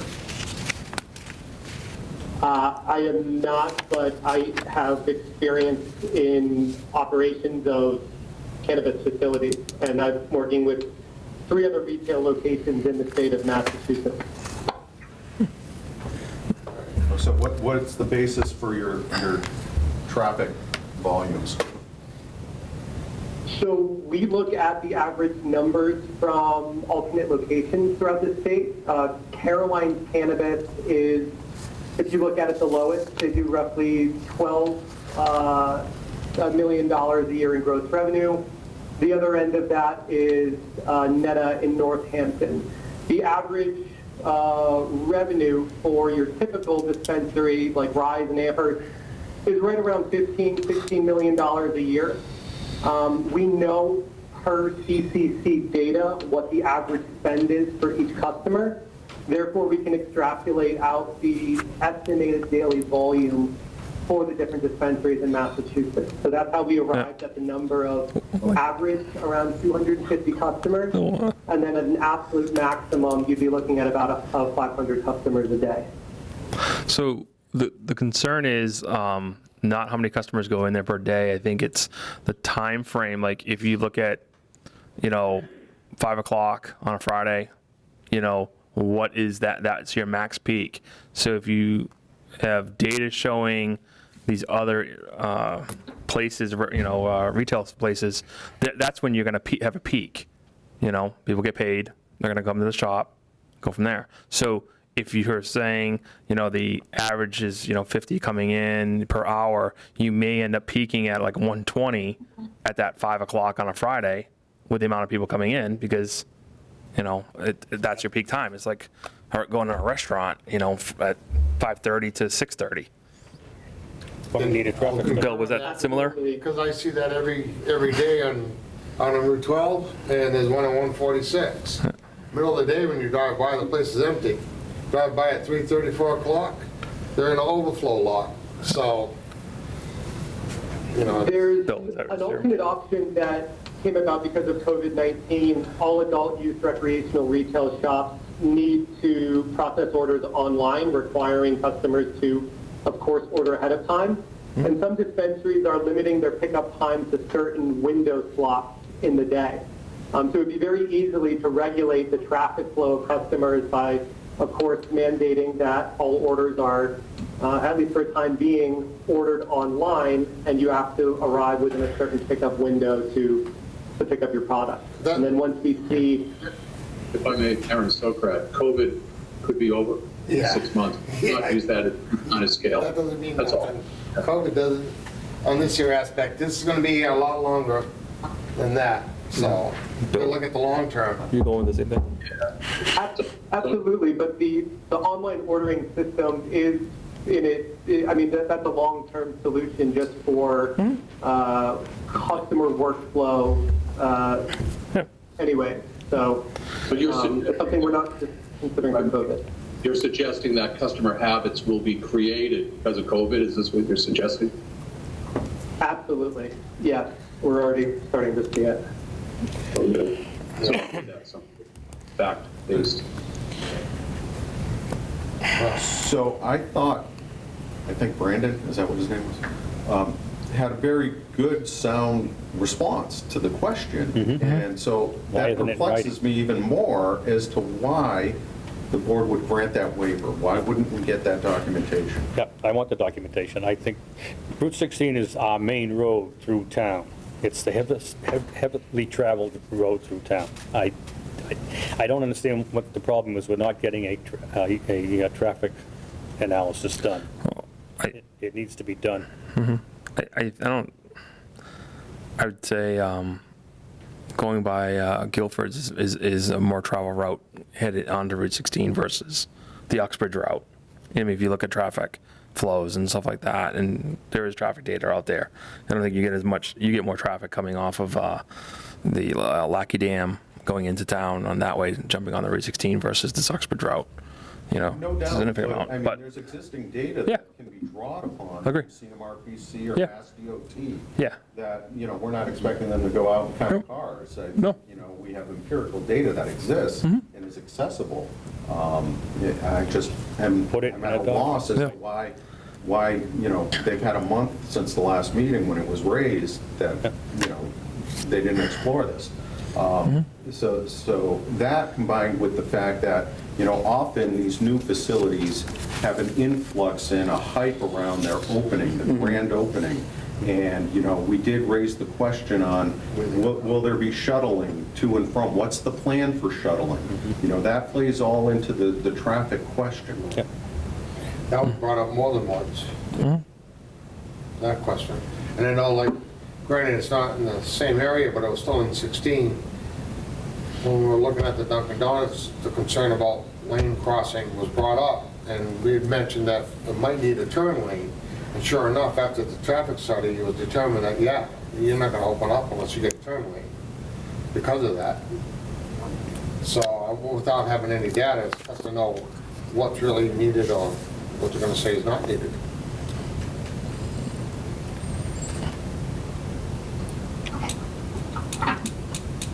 All board, I mean, if they're asking for a waiver, they'll get their answer when we vote on it, but myself personally, I think a traffic study is needed. Yeah, I agree. A traffic study should be required. So along those lines, again, I want to beat a dead horse, because that's what I do.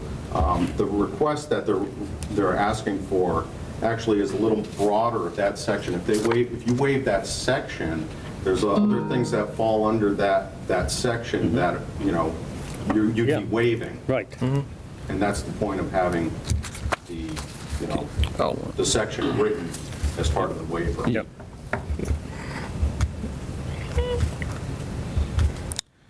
Well, I agree with Ernie. I agree with what you're saying. I mean, you travel the roads all the time, you know what they're like. Yep. You know?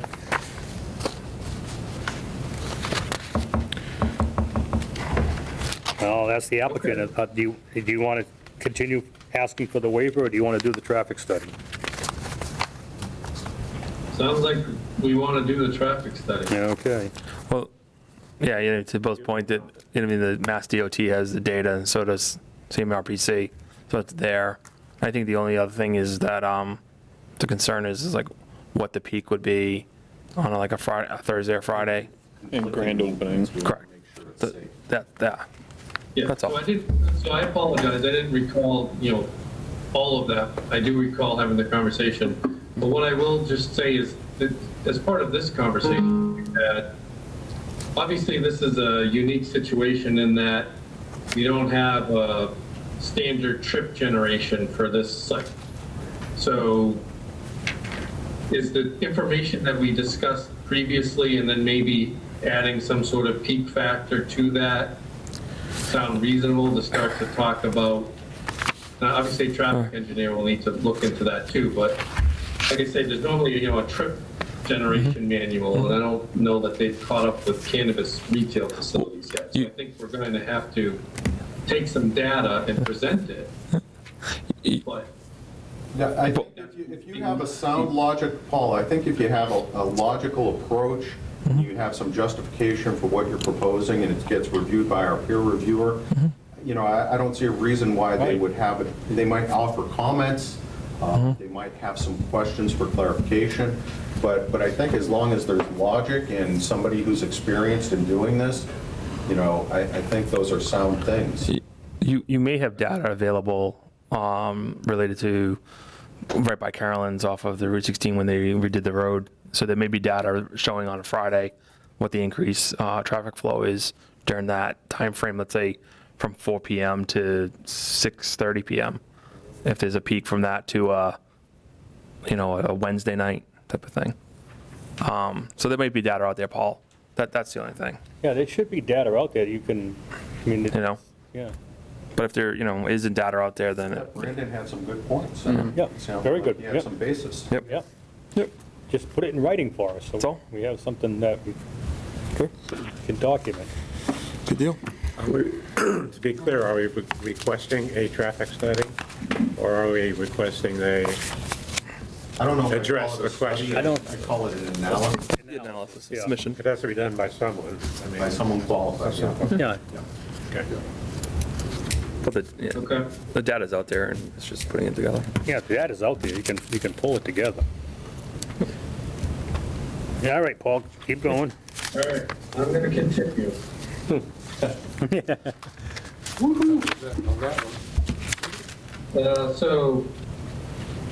I think the next one plays into this as well.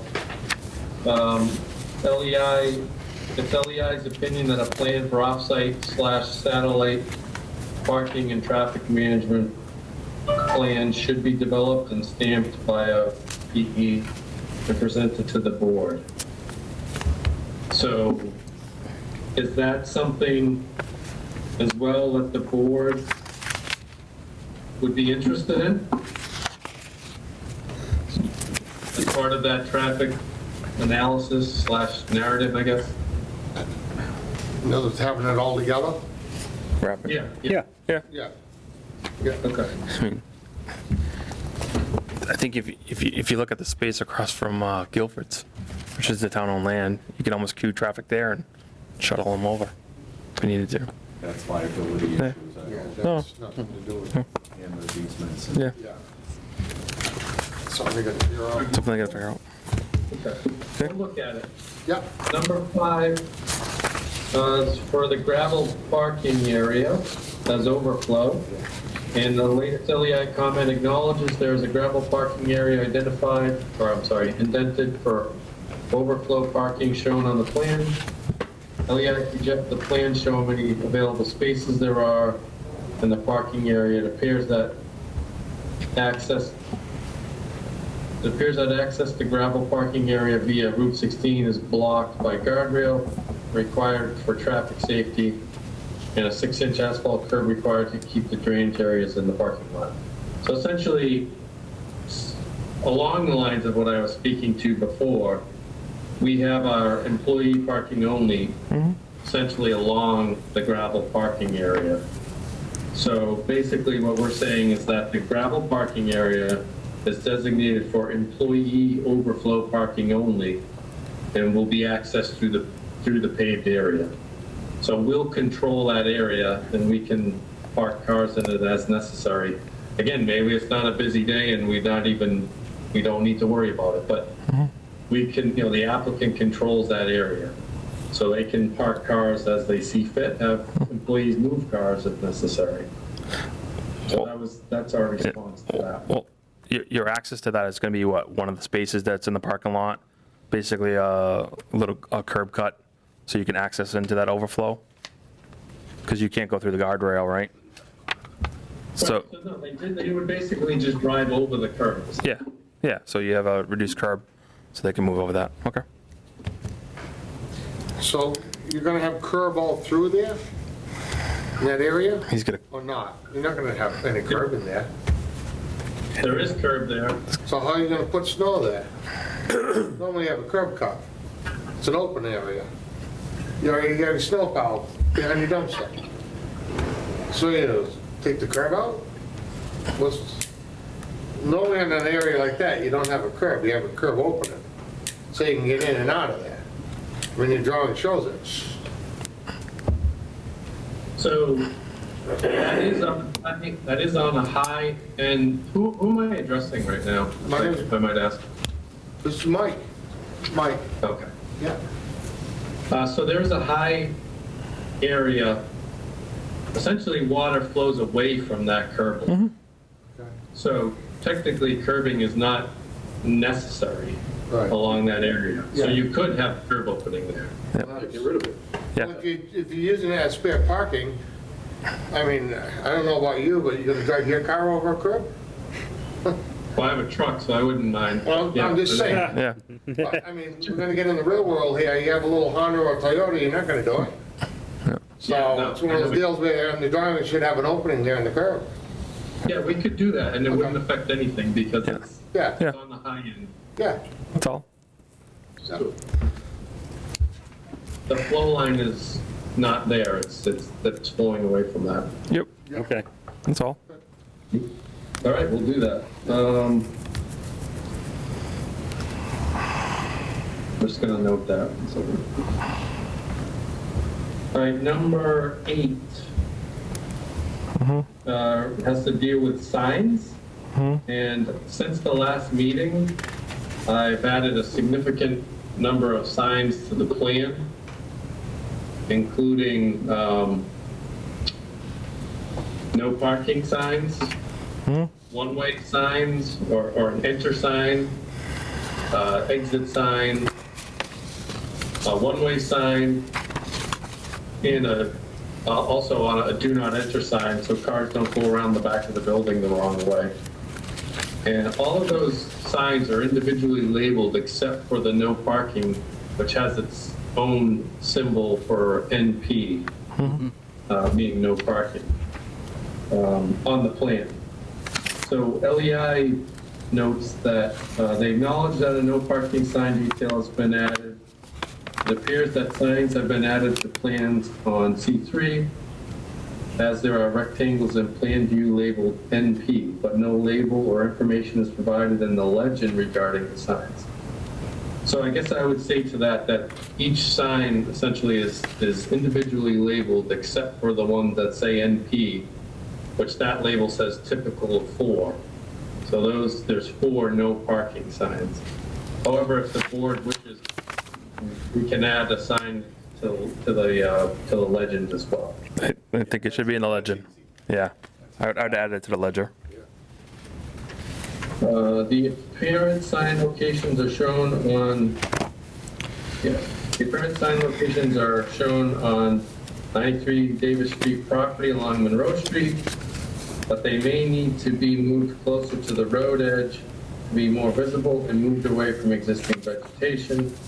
Parking restrictions may need to be considered on both sides of Monroe Street, and signs with arrows similar to MUTCDR 7 series of signs may be appropriate. However, the signs of final locations should be confirmed with the Douglas Highway Department. So essentially, the signs are shown into our just onto our property line for a couple of reasons, I guess, just so that they're on the property. However, if the highway department feels they'd be better off into the right-of-way some, I think we're okay with that. And basically our response is that placement and type of signs will be confirmed with the highway department prior to installation. So that, the people taking care of the road can, see what they are and be okay with it. Yeah. So we'd be fine, I think, in that point with just a condition for that. Yep, sounds good. Next. Maybe you need them across the street too. I mean, I'm not sure, but I think those are things we can look at in the field with the highway department. Yep, That's sounds fine. good. Okay, number 12. Will runoff water from Davis Street be entering the site? And I thought we resolved this at the last meeting where I mentioned how we have spot grades and essentially create a lip.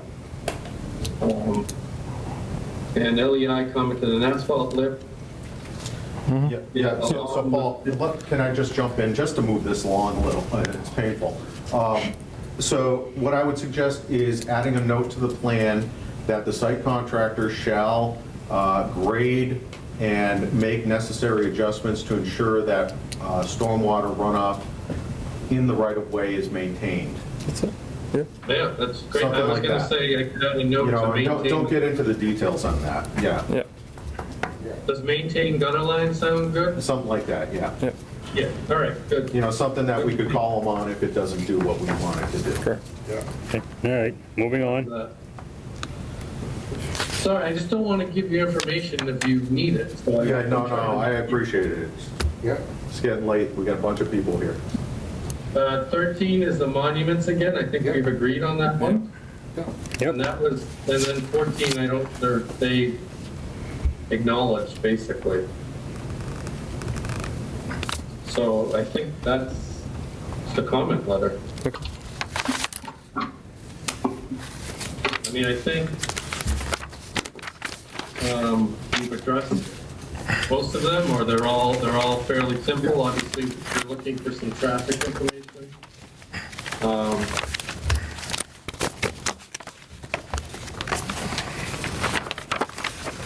But that's where we're at. Yep, that's where we're at. If you have to answer any other questions, I would say well. All right. Bill, any further comments? I don't have any. I think we might want to ask Corey if he has anything he wants to add. Oh, well, I did hand out, like I said, I handed out, just so you know, Paul, I handed out, it was not in your packet. I handed out the fire truck routing around the building. And then I just gave the board, out of courtesy, a timeline since the last meeting from what's occurred since the last meeting in terms of submittals and that sort of thing. Okay. There's 2 wells on the property, 2 drilled wells? Shown on the plan? No, one's the abutters, I think. I think one's the abutter. Yeah. Oh, I was thinking that there's another one up the top. 2 wells.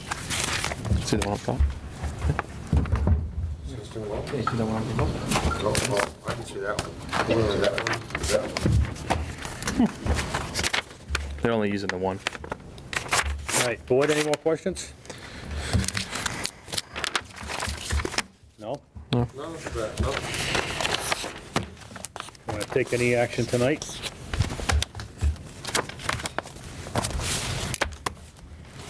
What do we need? Moving along. I have a bunch of things they needed to clear up. Yeah. The traffic's really the issue. I think. Yeah, and Traffic and a grand opening plan. the boundaries. Yeah, the boundaries, but I think the boundaries are, Well, I think most of Mounting. that, obviously the traffic is its own thing, but everything else is adding very small amounts of information to the plan. I wouldn't say that anything else is a big deal at all. I think everything could potentially be conditioned if the board was comfortable with it, but that's obviously your call. I don't know if you want to ask the audience. Yeah, I will, but that's why I want the board's take on it first, if they want to continue the public hearing for one more meeting, or, I mean, I think the bounds, I think that's pretty cut and dry. You know, they need to put them in. I think that we're going to make that as a condition anyways. And I think the traffic study, I'm submitting a traffic study with the information in there. It's a study or not a study, but a, Submission, or analysis, submitting analysis. I don't think, as long as that's part of the condition. Conditioning that, Bill, is that, or would you rather see that I mean, that's first? up to the board. Yeah. I wouldn't recommend it in the event that there's something that rises to the surface Yeah. as a result of that, but that's up to the board. Yeah, I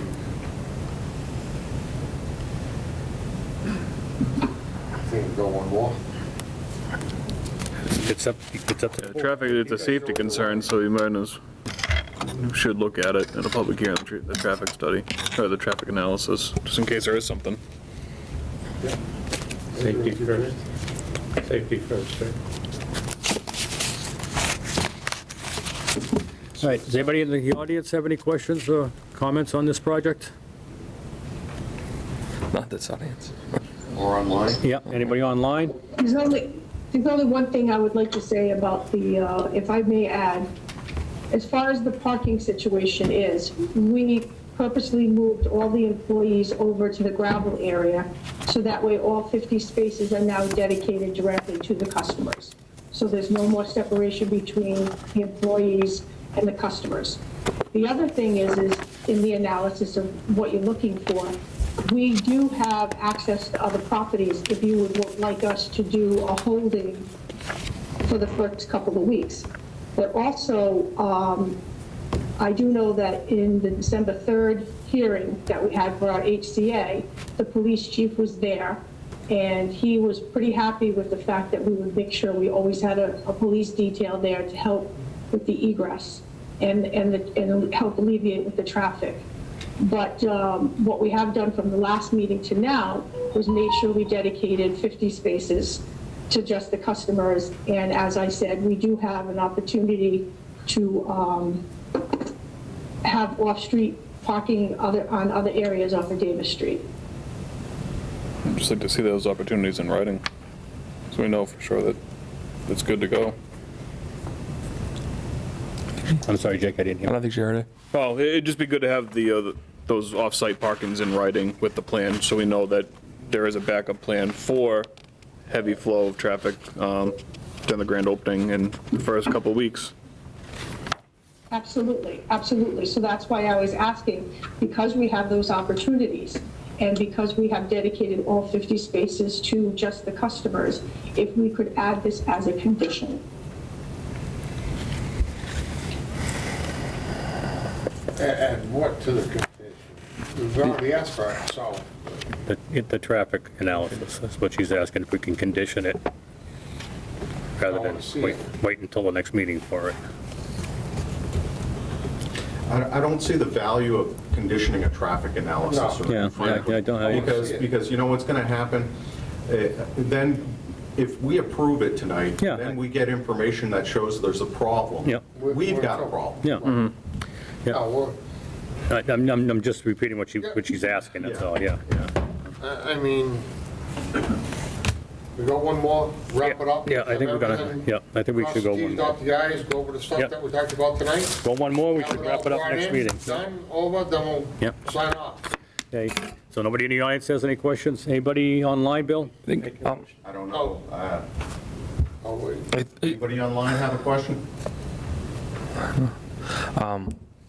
The other thing I want to see is when we write up the waivers, that it does include the full section that's in our bylaws.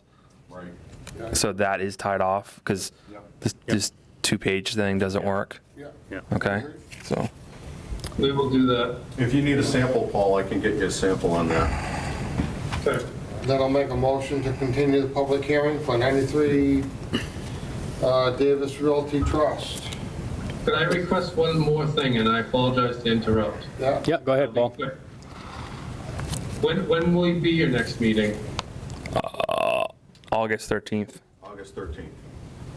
yeah. So, So I guess that I know of, and that we haven't received or we discussed at the last meeting potentially getting a draft decision.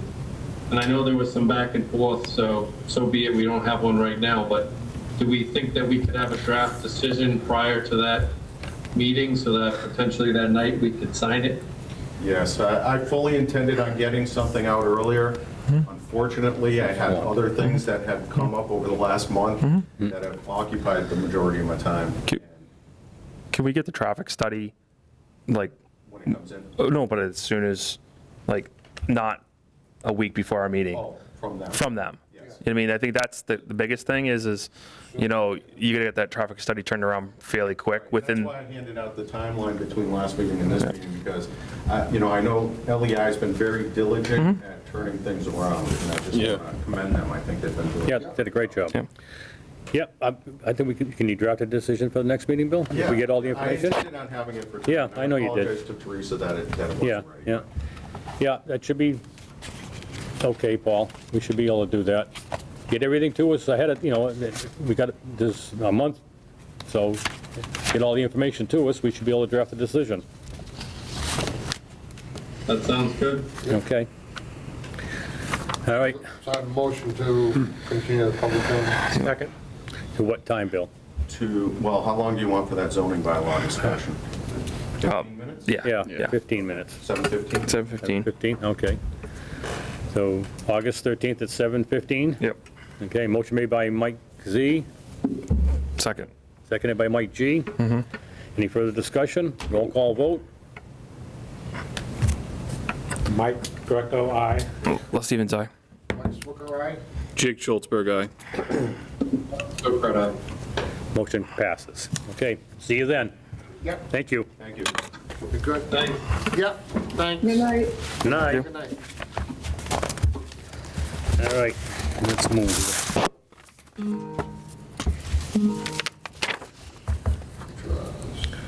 All right, public hearing continued, Cooperstown Road Realty Trust, Do we need to go fetch? and they've asked for a continuance.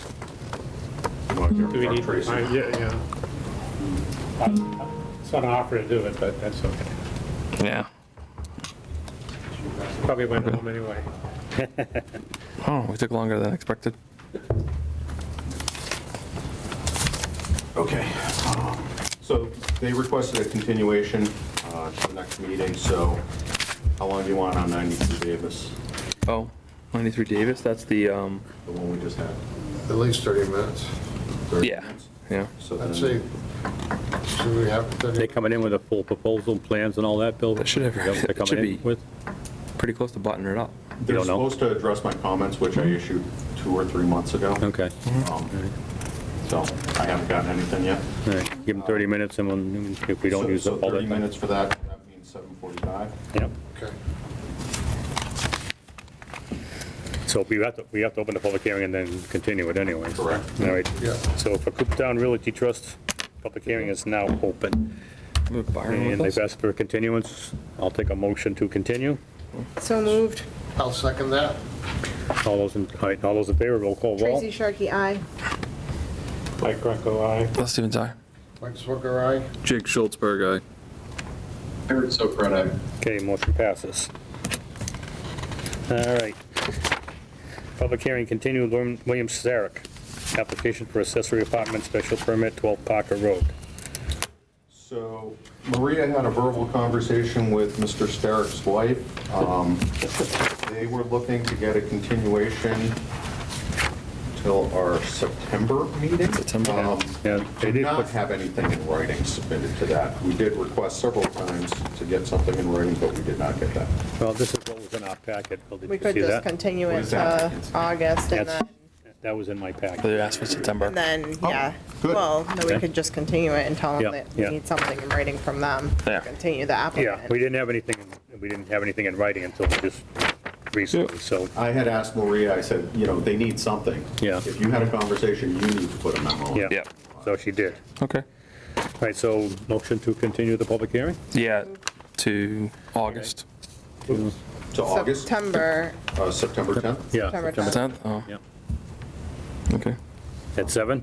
Yep. Okay. Second that? Who seconded it? All right, motion made by Tracy, seconded by Mike Z. All those in Good deal. favor, roll call. Aye. Tracy Sharkey, aye. Mike Greco, aye. Okay. Les? Hello. Yep, Les Stevens, aye. Sorry. Mike Swicker, aye. Jake Schultzberg, aye. Okay, motion passes. Aaron? Aaron Sokrat, aye. Aaron Sokrat, aye. Okay, all right. I'm out here. All right.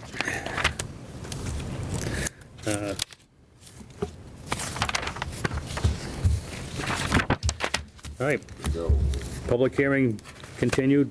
BWC Whiten Reservoir LLC, Blue Wave Solar. Application for a public shade tree permit, application for site plan review permit, application for scenic road permit, 45 Oak Street.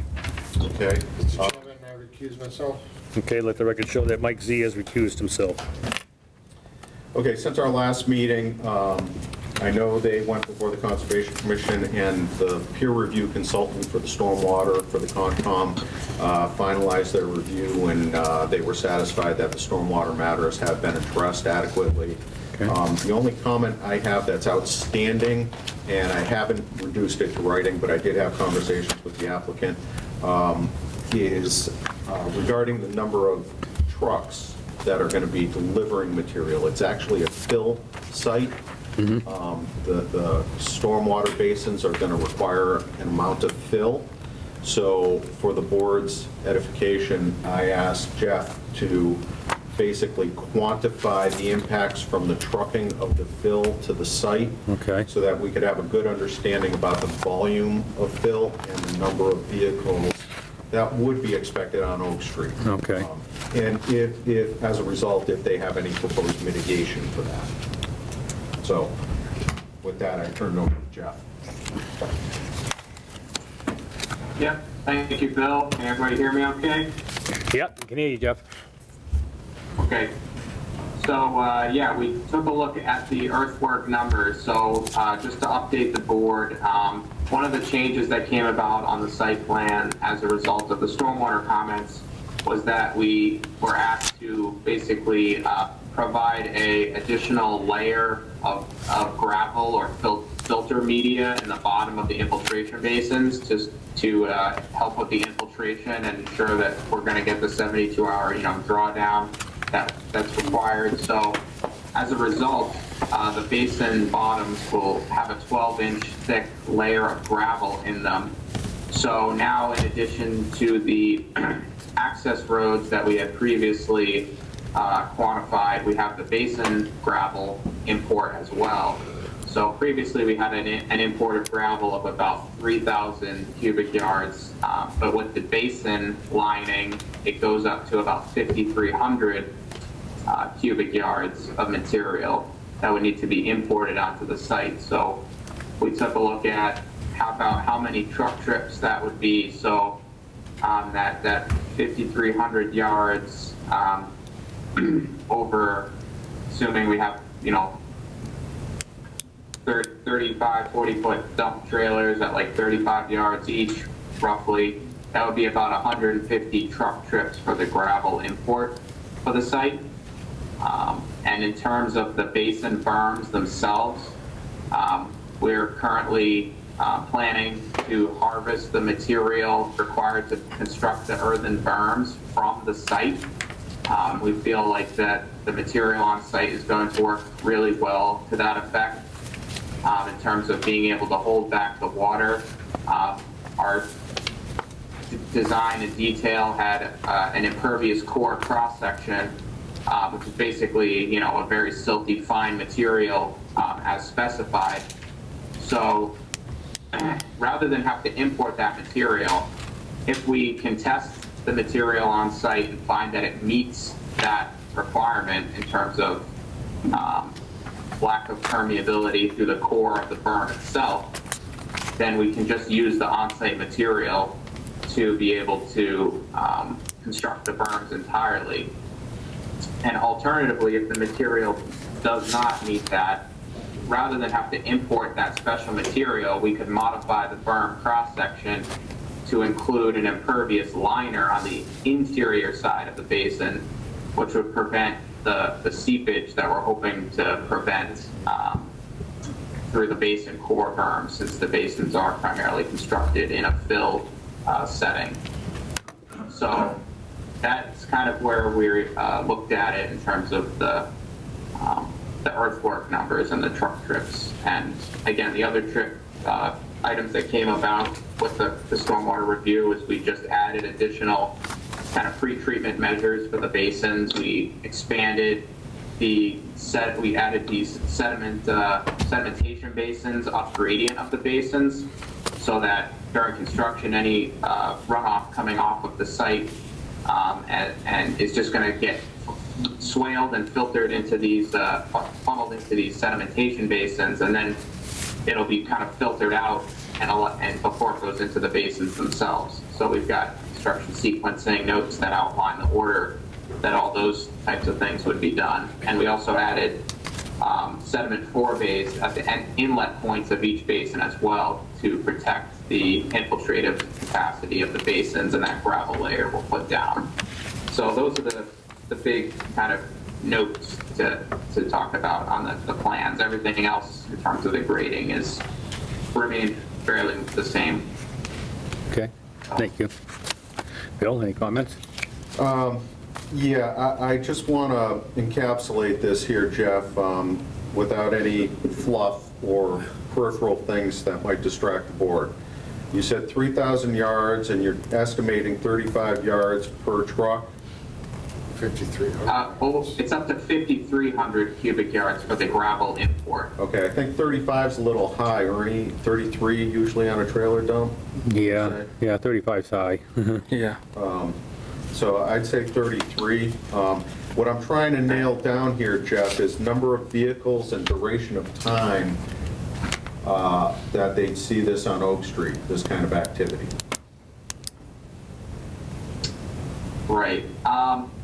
So it is a large site. So again, redoing the math with the 33, it's about 160 truck trips.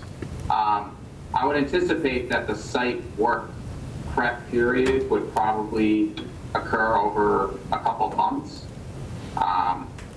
Again, just thinking of the site down the street on West Street, that's took them a few months to get that site kind of graded out and things. And so I would estimate probably at least maybe a 2 to 3 month period of, getting the earthwork done on the site, between the site prep, the site clearing, the site grading. It's probably going to be a few months period.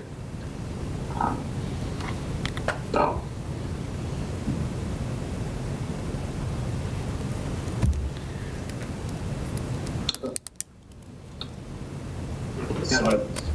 Can you? Yeah, Can everybody still hear me fine? Yeah, oh yeah, we can hear you, yeah. Bill's doing a little calculating. No, I just want to try and get a reasonable number. So on a given day, Jeff, what do you think? How many trucks? The most number of truck trips would you experience? I mean, I would imagine it would be, I know there will be a lot of, I think it's going to be more spread out over a period of time, because they're going to be building the road kind of as they go into the site. So there'll be a little bit of, I think, time where they're kind of working their way in. So I don't know how fast they would be bringing in the truck, and maybe they'd only be bringing in 3 or 4 trucks a day, I'm not sure, or 5 trucks a day. I'm not sure how quickly they would be building that road. Well, the reason I'm asking is, I'm looking at this from a decision drafting perspective, and, we want to work within reason for what you think the most number of vehicles per day you'd have out there. So, not vehicles, but trucks. So, we don't want to unreasonably restrict you, but we do want to get a good, fair answer to that. Yeah, I mean, I think maybe once they got going, I mean, maybe somewhere between like 5 to 10 large trucks a day. Again, I'm not sure exactly how the contractor would logistically schedule it, like how fast he would be bringing in material. I can't quite guess at that, but I guess would 10 trucks a day be too many, or are we thinking somewhere in that time ballpark? All right, I mean, you don't want to tell us 5 and then have 15 come in, so you want to go with the number you think you're going to be comfortable with. You have a lot of abutters up there. Yeah. And we want to make sure that we get it correct. Yeah, that's all. We want to get close as we can to how many trucks you think a day are going to be going in and out of there. Are we counting like trips into and leaving the site? as separate No, truck trips, or are trip we is counting in and out. Truck trip is in and out, yeah. I mean, yeah, so you're looking to basically put it in a condition as like capping it at a certain number per day? I would think that's Right. reasonable. Yeah, and how many, and what hours you'll be doing it too. Right. Yeah, I'm thinking maybe, I don't know. I mean, I'd say maybe like 20 max. I mean, that would probably be on the high side, but I don't want to like put something on there that's going to prevent the contractor from doing the job effectively and efficiently, because we obviously want to shorten the overall construction period, not unnecessarily prolong it. So I don't know, 20 a day seems reasonable. I think that's I thought we were talking 160 trips or 2 to 3 months. Okay, so that's, so max So of if it was 3 months, it would be 40 trips a month. Yeah. So that doesn't really make sense. You got a comment, Mike? Yeah. I mean, right off the bat, 8-hour day, you'll get 10, deal within an hour, your trip. You'll get 10 loads. He's there at 6:30 for the first load, and gets his last load at 3:30. So, I mean, 20, 30 loads is nothing in a day. I mean, I can have 10 loads at my house in one day without batting an eye with a triax.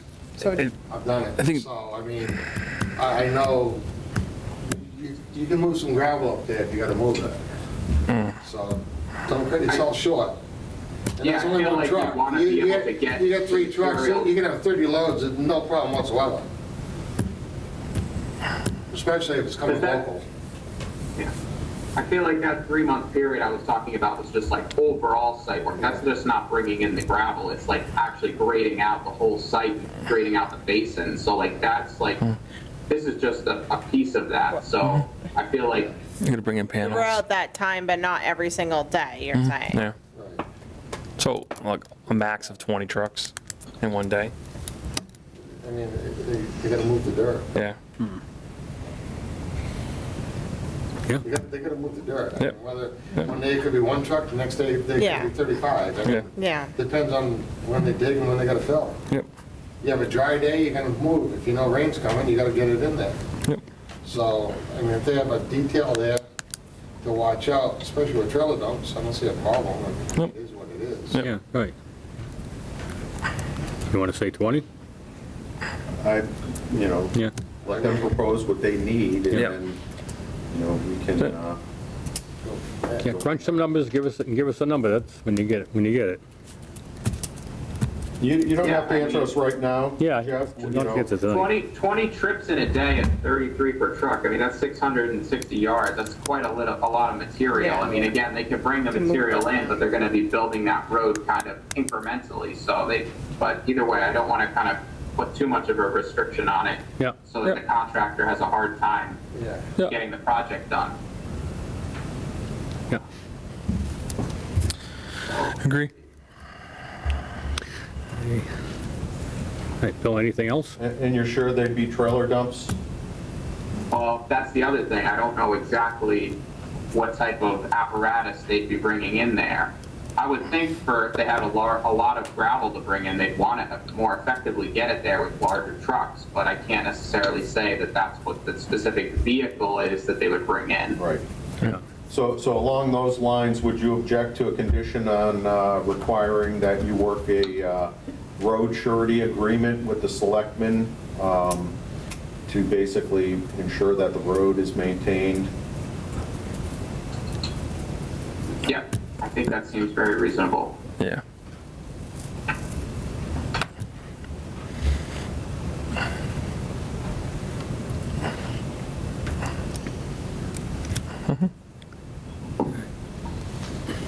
Okay, Bill, anything else I you don't want? have anything else. No?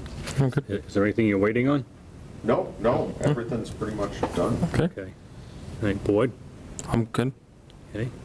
Anybody in the audience have any questions? Anybody online have any questions? Ernie? Yeah? Yeah. Go ahead, Shirley. Go ahead, Shirley. She's muted. No, so you're muted. She thought she was unmuted, but Yeah, you gotta unmute first. There you go. I can't do it. No, Either that or I don't know how. you could just click on the mic. It should be able to, Shirley, you're muted. We can't hear you, Shirley. yeah. You can hear Try us. again. Did you try to click on the dots? There we go. Go ahead, Charlie. We got you. You hear me? Yeah, now we can. Now we can. Okay, Shirley Mazinski, 60 Oak Street. I believe at the conservation meeting, Jeff, you mentioned about changing the fence line. Yes. And also you mentioned something about putting a sort of a building for animals. But I just would like to know the fence line, where you're planning to, that you've changed it. Sure. Yep, so you're correct. We did move the fence line from where we previously had it. So I believe at our last meeting, we talked about how we were changing from the tradition, or the typical like chain link, 7-foot chain link fence that we see around solar arrays. But as part of the dual use component of the project, we had switched it to a cedar 6.5-foot farm fence with cedar posts and woven wires. And we changed that fence type, but we also kind of brought it in from where it was. Before, we had it going around the kind of toe of the slope of the basin berms on the east side. But we've actually brought that fence inward, so now it's pretty much closer to the ring road that goes around the project. So everything has kind of come inward and away from the external property lines. So it's tightened everything up a little bit in terms of the fence line. So what you're saying is that it's not as close to the property lines? Correct. It's no longer closer to the external property line. It's gone more interior to the site. Everything's gotten a little bit tighter. So the fence line is now smaller than it was previously. Sure. I have one more question. Go ahead, Shirley. Mr. Chair. Is there going to be any rock crushing up there? Because I've heard that the one on West Street, people have not been happy with it, and it's gone on and on for months. I don't know if that's true, but that's what I'm hearing. I can say I've not gotten any I just complaints. think Yeah. we need to know that. Bill, you want to talk on the mic? Sorry. No, grab the mic, Mike. We haven't received any complaints, Shirley, from the one on West Street about anything, Sorry, so bud. I don't know about that. Yeah, and I think they only put riprap in at the entranceway to make the access road, the crossing work, and that's it. But I haven't heard or seen any other we haven't got hammering or anything up. blasting or anything like that. I don't think that was. Yeah. No, I haven't gotten any. No, we haven't Nothing. gotten any complaints about that, Yeah, so we don't know anything. But I'm just wondering, is there going to be any up there? So I can speak to this a little bit, only because I am familiar with the other project.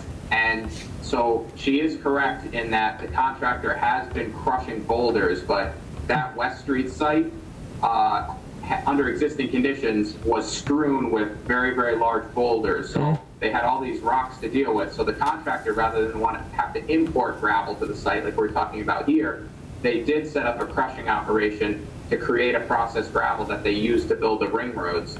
That they, but however, this site, from my experience walking this site, I don't see all those big surface boulders like that we had on the West Street site.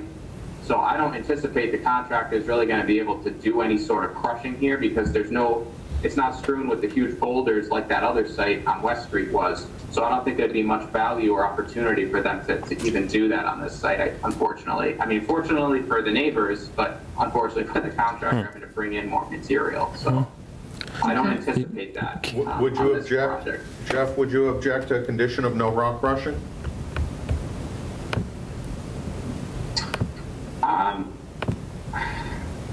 I don't think I would object to it. I mean, I think there's other opportunities that I don't think this site really has much value or as much as this other site did.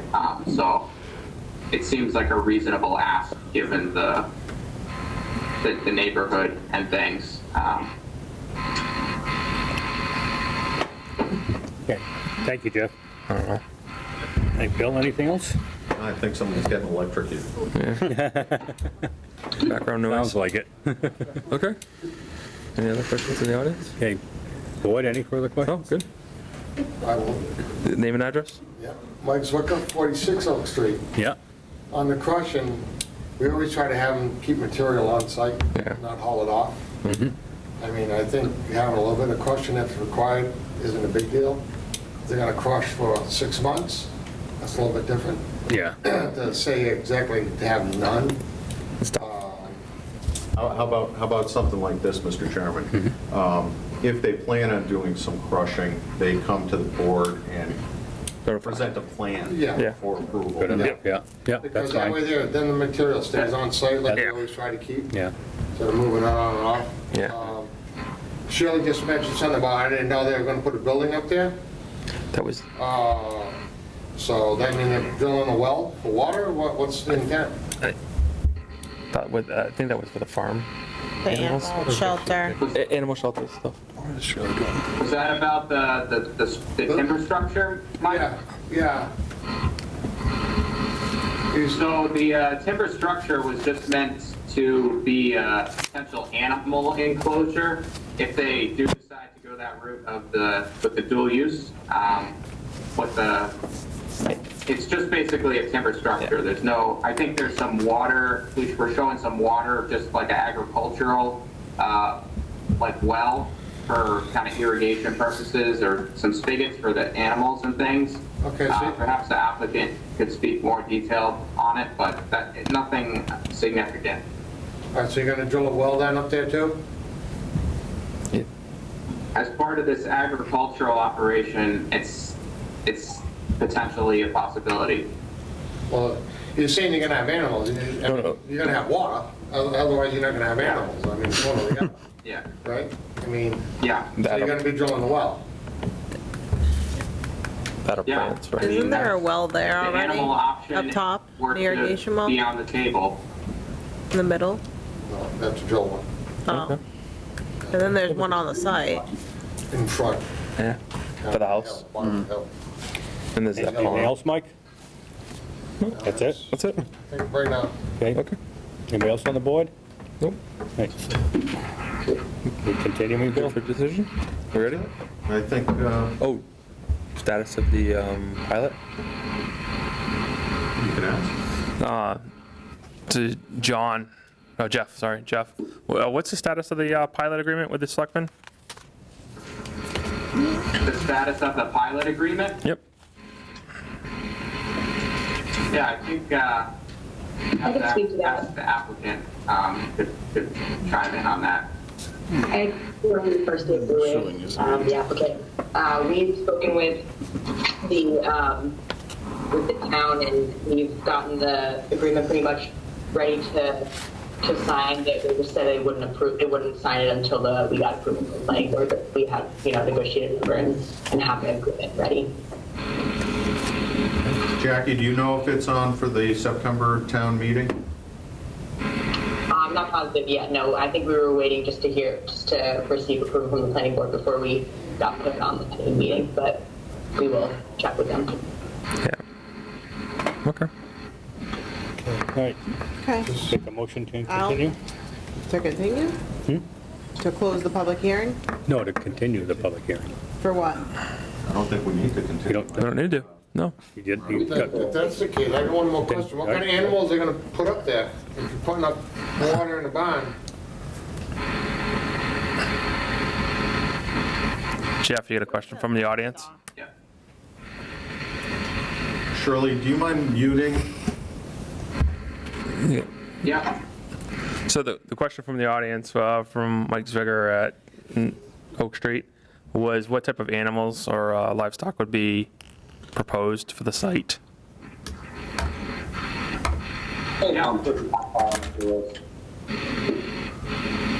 The current plan agriculturally is to move forward as a hay operation, but but we were just putting the infrastructure in there in case down the line, potentially a sheep operation would Oh, for be sheep? considered. But All right, some type of livestock such as sheep. the plan is to move forward as a haying operation. Okay.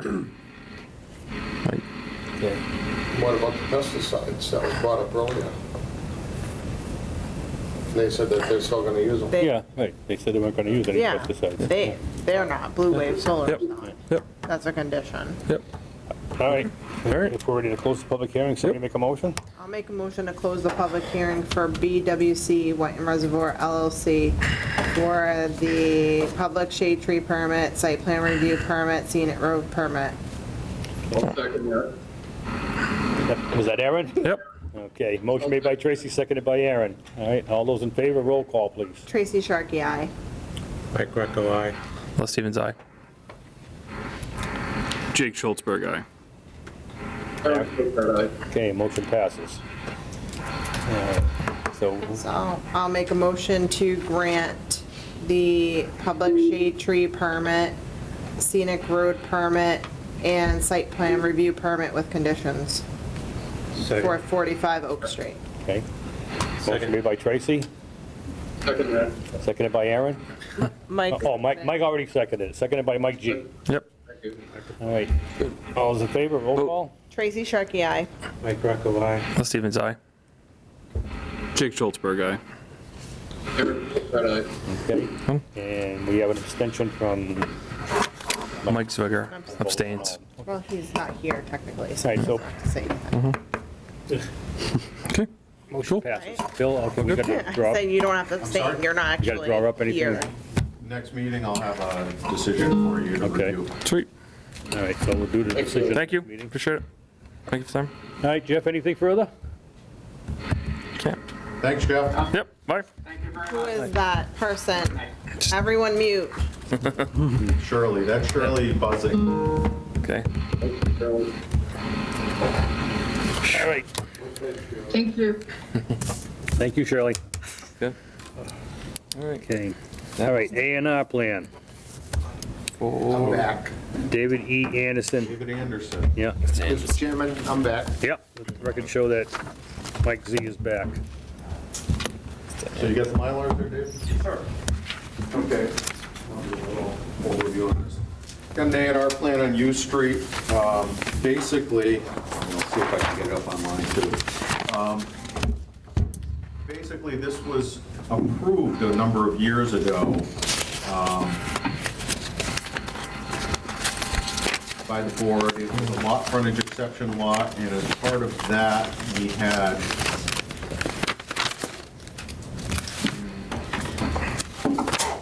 Bless you. I think this is the what, former Lipan? yes. Okay. Okay. Used to be 3 So lots. you'll see this lot line that's got the Zs going through it. Basically, those are removed. Dave wanted to consolidate and not have to have a common driveway, because that driveway would have served 3 lots. Yep. Wanted to remove that, so he's reducing it to 2 lots. He's removing one of the lot lines, so it's now a shared driveway. Okay. Very straightforward. That's straightforward, yeah. Motion to endorse the plan for 89 U Street. I'll second Yeah.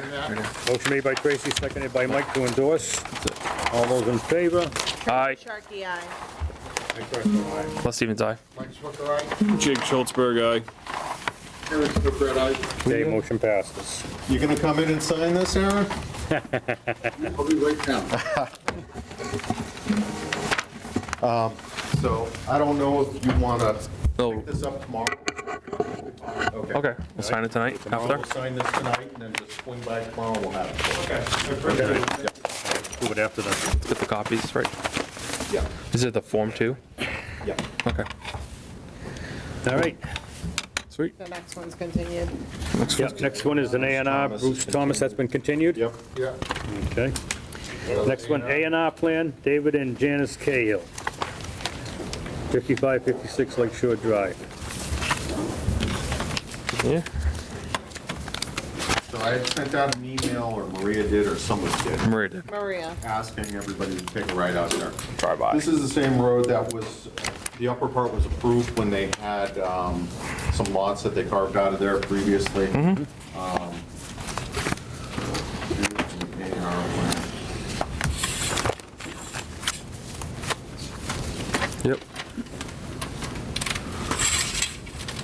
Oh, hey, Byron.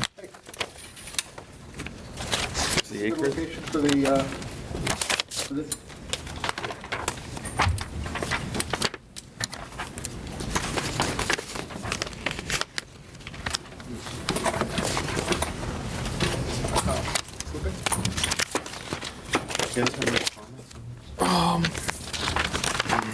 Yeah, I got it on, I just got theirs, Bill. I don't have any, I thought. No? I have revised plan. Looks like it. Hey, Bill, there's only one comment on here. See one for- Yeah, we're continuing. Details on this, you may want to look at the full-size plans. There you go, Mike. You get that?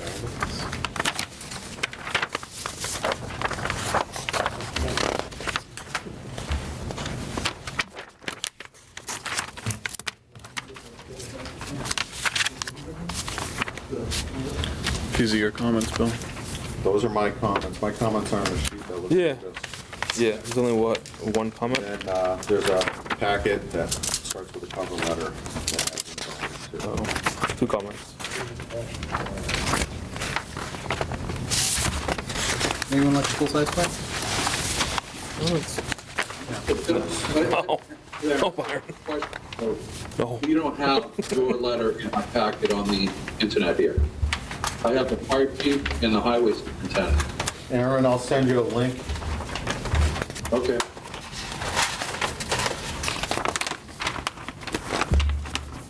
Byron, did you see the fire chief's comment about the road after the turnaround?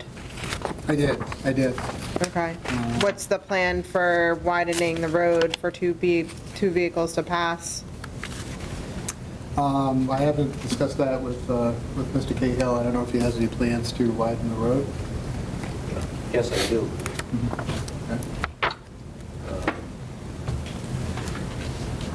Right now, the parcels here, these were cut up 12 years ago, with the exact same, pretty much the way they are. And she was getting taxed to death on the whole 30 acres, so she just put it in one big parcel. But I got this for sale and this for sale, and I got buyers for both. So what I'm doing is I'm just cutting it up so that they have the 2 acres and mega frontage. And the same with this house here. I put my own fire truck, turn around here just so I could, in case our house caught on fire, because there's 3 shacks. There's a little log cabin, there's a little shack here, and a little shack here that people use a couple months a year. So it's only seasonal. So regarding the access, there is steep slopes in this section. This is about 11% slope. However, this cabin here, and as well as this house here, the intent is to maintain the existing parking areas for them, so there wouldn't be any other driveways or anything put in. So the slopes off the side of the road wouldn't interfere with the current access to the 2 buildings. And when you get up here to the lot 1 and lot 2, which would be the new lots and the ones that would have any new construction, the grades are much more manageable here, both down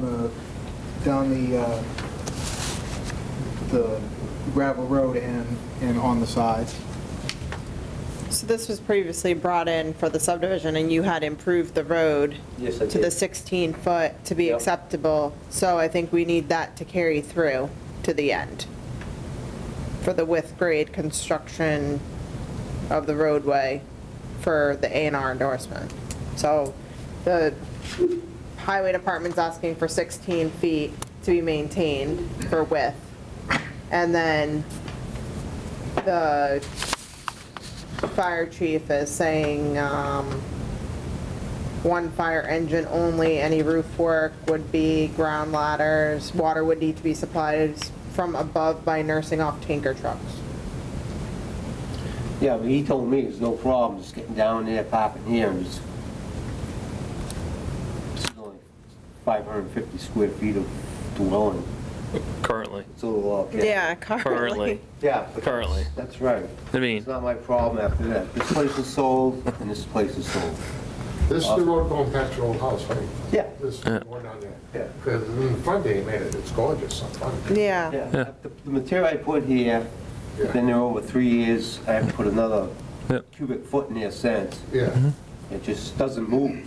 Yep. As far as the width, there's certain areas where there could be a spot where they could pass and stuff like that. But I'm just asking for like this parcel and this parcel. The fire chief did really. So I put this big cutoff on here just because I put a fire truck turnaround right here when I got the other 3 lots approved. Mm-hmm. So on my own, I just, How many houses past that fire turn there's off? a little shack here, Correct. and then there's a little shack, On that one there? yeah. So they're like on a I shared see once a driveway? year. So they're only like 3 months a year.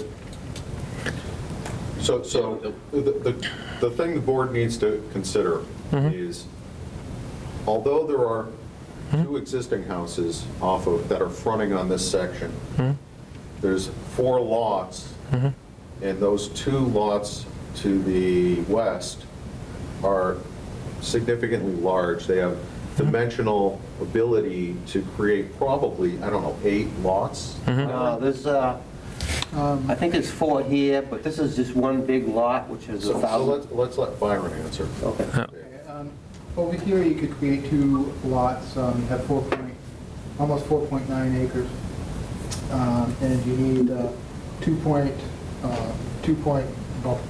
acre for a lot, 90,000 square feet. So you can get 2 lots out of here. Here, your restriction would probably be the frontage, which is 125 feet. So there could be 4 lots there, 2 lots there. 6 lots. Yeah. 6 additional on top of the 2. Yeah.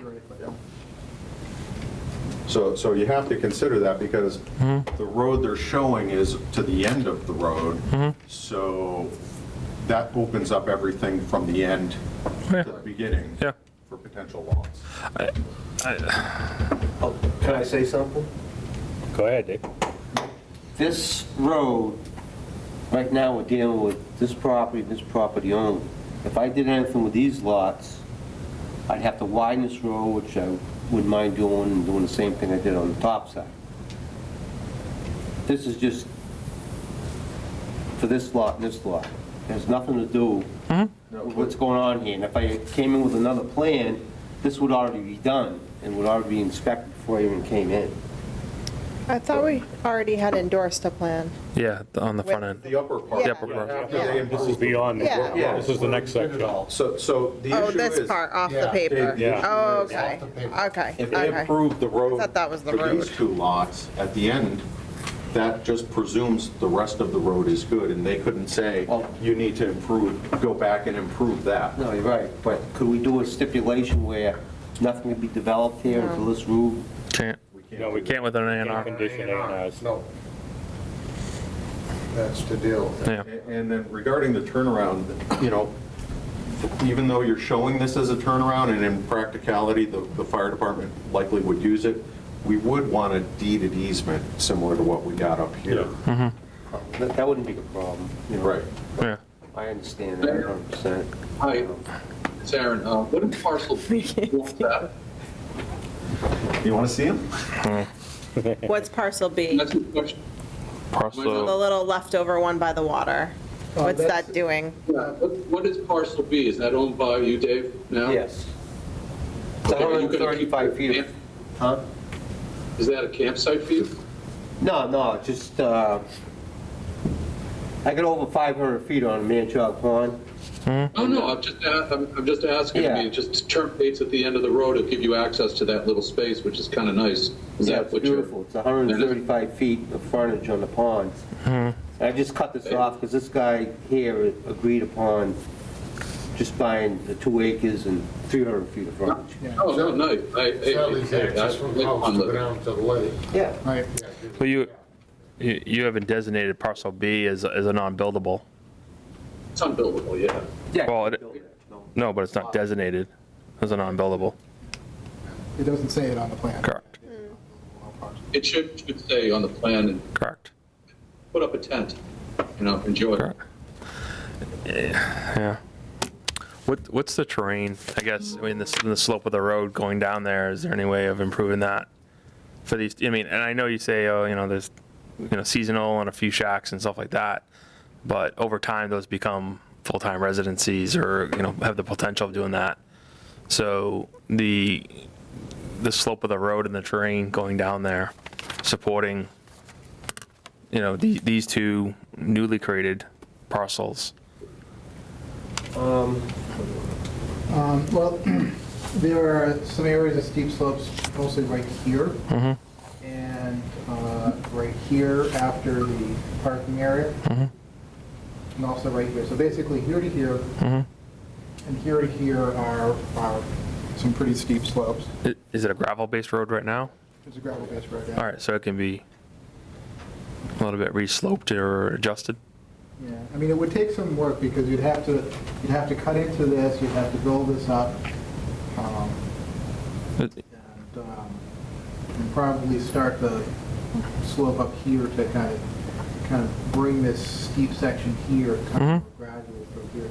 So it would be, it would be some substantial amount of regrading. How far do you plow down there? How far does the town plow? Down to that? Down to the end house? Down to Dave's house, yeah, down to where he's proposing to turn around right there. Yeah, because these are just summer I have a question. Aaron here. So kind of a slippery slope matter of speaking. You know how little summer camps become real houses, and I think Mikey brought that up. What is the standard when someone applies for building permit, goes through conservation to build a new home, and now they're living there in the middle of January, and what happens if no one's plowing that, and what goes on? Oh. The little shack there.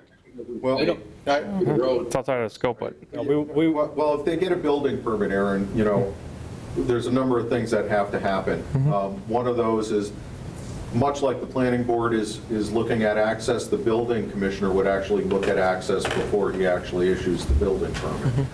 But presuming he does, the town does have a policy where they do plow private roads, which is what happens here. They don't maintain them, but they'll plow them for emergency purposes. So more likely than not, we would probably extend the plow route to the last dwelling. Yeah, that's only fair. I just want to make sure that something isn't in peril, and everybody's going to. No one's going to buy a house that's not going to want to live there now. People want to live on the lakes all the time, year round. That's sort of just the way it is. Yeah. And I'm not against that because that's where I am. So I just wanted to point out that it's going to need safe access, and yeah, the town will end up plowing down there, which is good. So.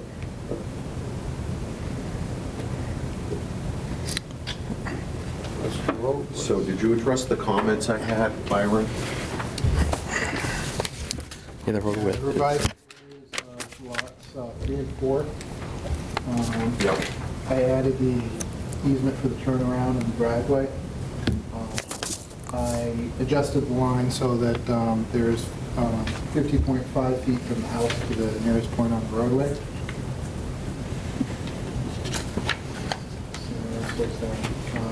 I added notes about the stopping site distance. This lot, I didn't do site distances for the 2 existing houses because they were already in place. I did do it for these 2 lots. Lot 2 can see eastward about 300 feet, westward about 180. Lot 1, you can see westward about 140, and eastward about 200. I don't think there's an official posted speed limit here, but I imagine the speed limit would be something like 20 miles an hour. I don't think I would want to drive down that road. No, at 20 miles an hour. We never had any issues with that. And it does meet the stopping sight distance for a 20 mile an hour road. Dead end here. In terms of grade, I see you have some contour lines on here, but they're too small to read. What do you have for grades out here? The grades vary between 7% and over here 14%. So the two steep areas here and here are like 13, 14%. This area here is about 7%. This area is practically flat. So just to give you a bearing, our new subdivision roads don't exceed 10%. Just to give you an idea. Up and down there, I know the road. The front part is awesome. The back part, it's still rough, it's still real road. Yeah, I mean, it's just, It's an old camp road. And it is what it but I've been is. maintaining it for 25 years, Yeah. and I continue to do it. The material I put down there 3 years ago was still there. It hasn't moved at all in three winters, you know. The width, there's certain areas where there's no problem getting by each other, but, you know, if I saw these places, I'm gonna build a house up on this lot up here, and I'll just have the excavator. There's a turnaround here. I think over here somewhere there's a spot where it widens out. Yeah, there's a, this particular lot here, I mean, even though it's got this acreage and stuff like that, you only could theoretically build up here. So, it's really wide here, then there's another turnaround, well, plenty of room for a fire truck or anything like that to turn around here.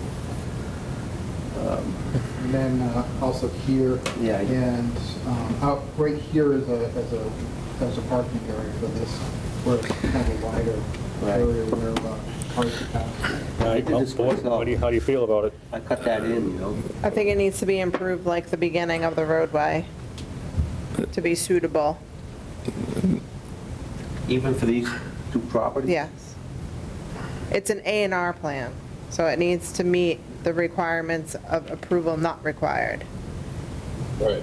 That's my opinion. I mean, 16 feet and a suitable for, 150 more years for the people that are gonna be living there. Especially with his comments from the fire chief and Yeah. the highway department. Both of them can both say it. Read the comments. You know, yeah, We're here to help and support them guys too. If anything goes on, they're the ones that are gonna have to go in there. it's probably because of the, I mean, if you look at because of the traffic flow, it's not like a standard A&R where there's a main road and you're breaking it off in two parcels. This is actually a roadway and you're cutting it on both sides. So you're not even meeting the passability of passing two vehicles. So, and you control that with this A&R on both sides of the property. Won't work if you want to have heavy rescue down there pulling a fire truck out. It's a good thing to do, wide road. I mean, So Dave, I mean, you want to do those improvements? Right, So you have two choices. You have two choices, You could have right. the board vote. $1 million, sitting there, and I gotta do something, so Yeah. I'll just have to do it, I guess. I mean, they haven't had a problem in 100 years. Where's the 16-foot wide part? Off the page. Way up. So they had previously come in for an A&R for the front part. Yeah, that was, And they improved it, and it looks good, and you can drive on it, and it's suitable for passing. with grade and construction. Yeah, you got two choices. You can withdraw without prejudice, which gives you time to do the improvements and then come back with the plan. Or we won't vote we'll vote to deny it tonight because nobody wants to do it without the road And being we'll waive approved. the fees if he does that. Application fee? The application fee. Withdraw it? Yeah, we'll waive the For a application fee. substantially similar plan. Correct. Correct. Yeah. So, yes. Yeah, you won't have to resubmit the payment on the plan, but, And our next meeting's within 28 days or something. It's right around the corner, it's the 13th. Well, it's the work, Correct. Which, yeah. Well, all right. I'll excavate it down there tomorrow and start taking it 20 feet wide like I did the other part. Done within a week. yeah, I mean, and we have a meeting in August. 13th. Yeah. So, you want to withdraw without prejudice? Is that what you Yeah, I want to do think for now? that's, Okay. I mean, as far as you think, that's about as far as it goes. It addresses the comments. Withdraw without prejudice, and, yeah, you have to just. We need to put it in writing. I don't have to pay for another. Byron knows how to write that up. Yeah. And we'll just wait till you complete the work and come back in, and then we can approve it. if the All right, work well, is done. I'll call you and Colonel and the chief Yeah. and inspect it. That's it. Yeah, I mean, if you get the work, that we'll tell them it's been improved, and Yeah. and they might want to go down and take a look at it, but, you know. Yeah. All right, you can write that up for Bill, and then give him, all right? Want to write it up? Yep. Okay. Thank you. Yeah, really, we have to, Yeah, the next meeting's on the 13th, and then it should be. Triple Scouts. I owe you that notice. They're all, Okay? yeah, I mean, yeah. Yeah. take care of it. That's it.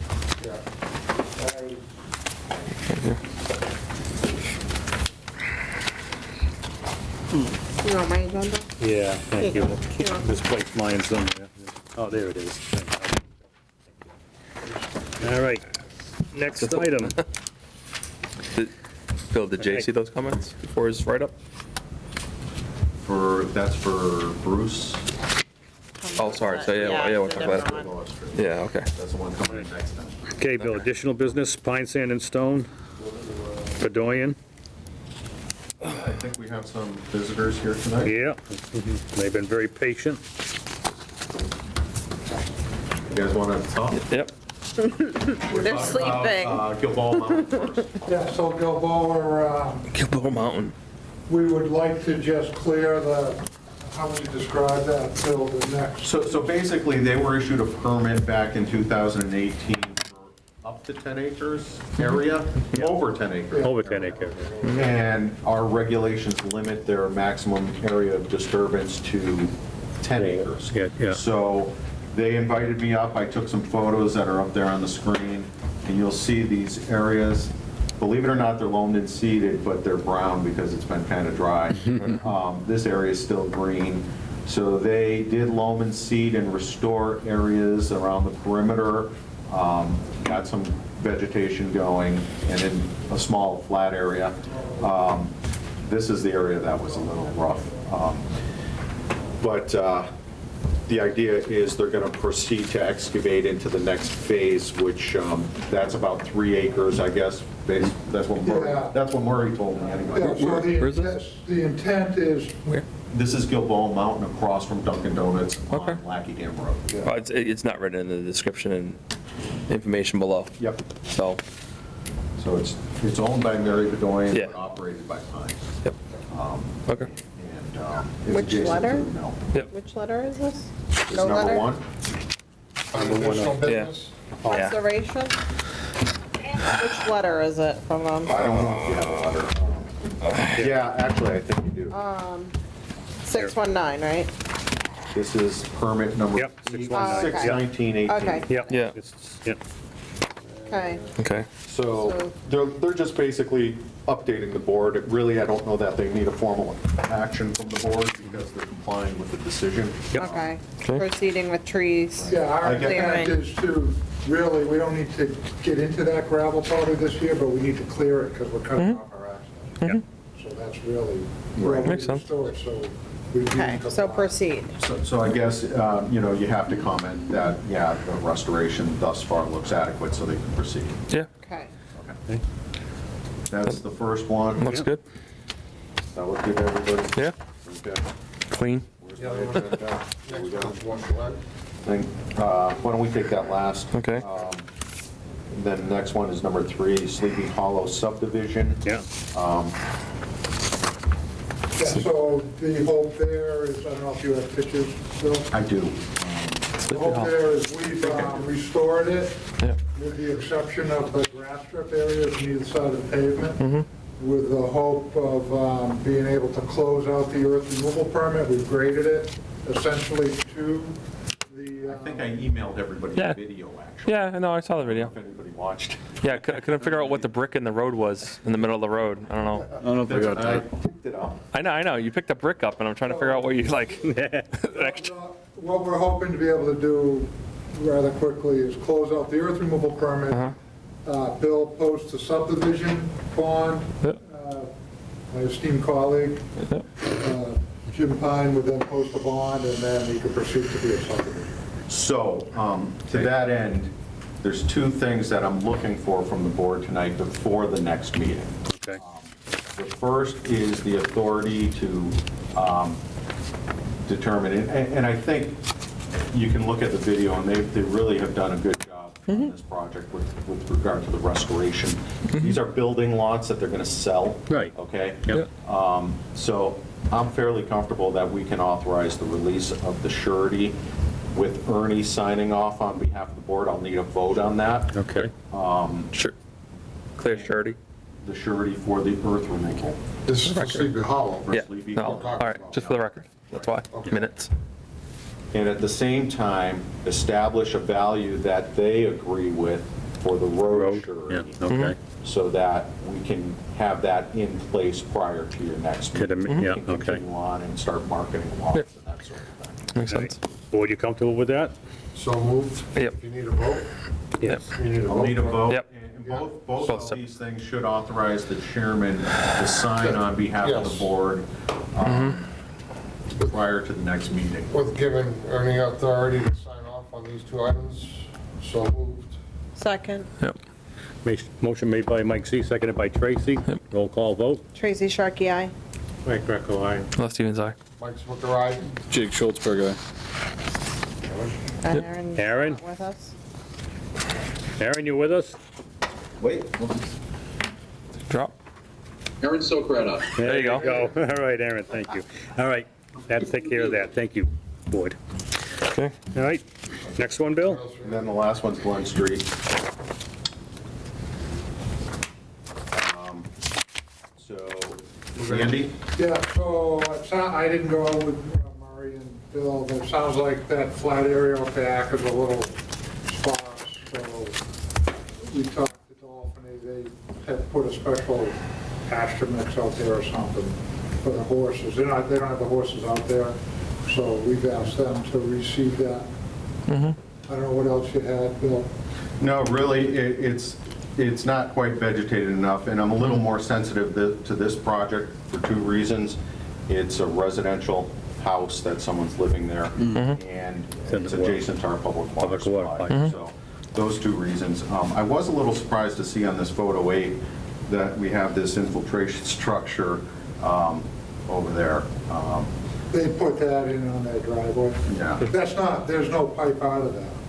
No, I understand, but it's adjacent to the horse corral. And those horses are active over there.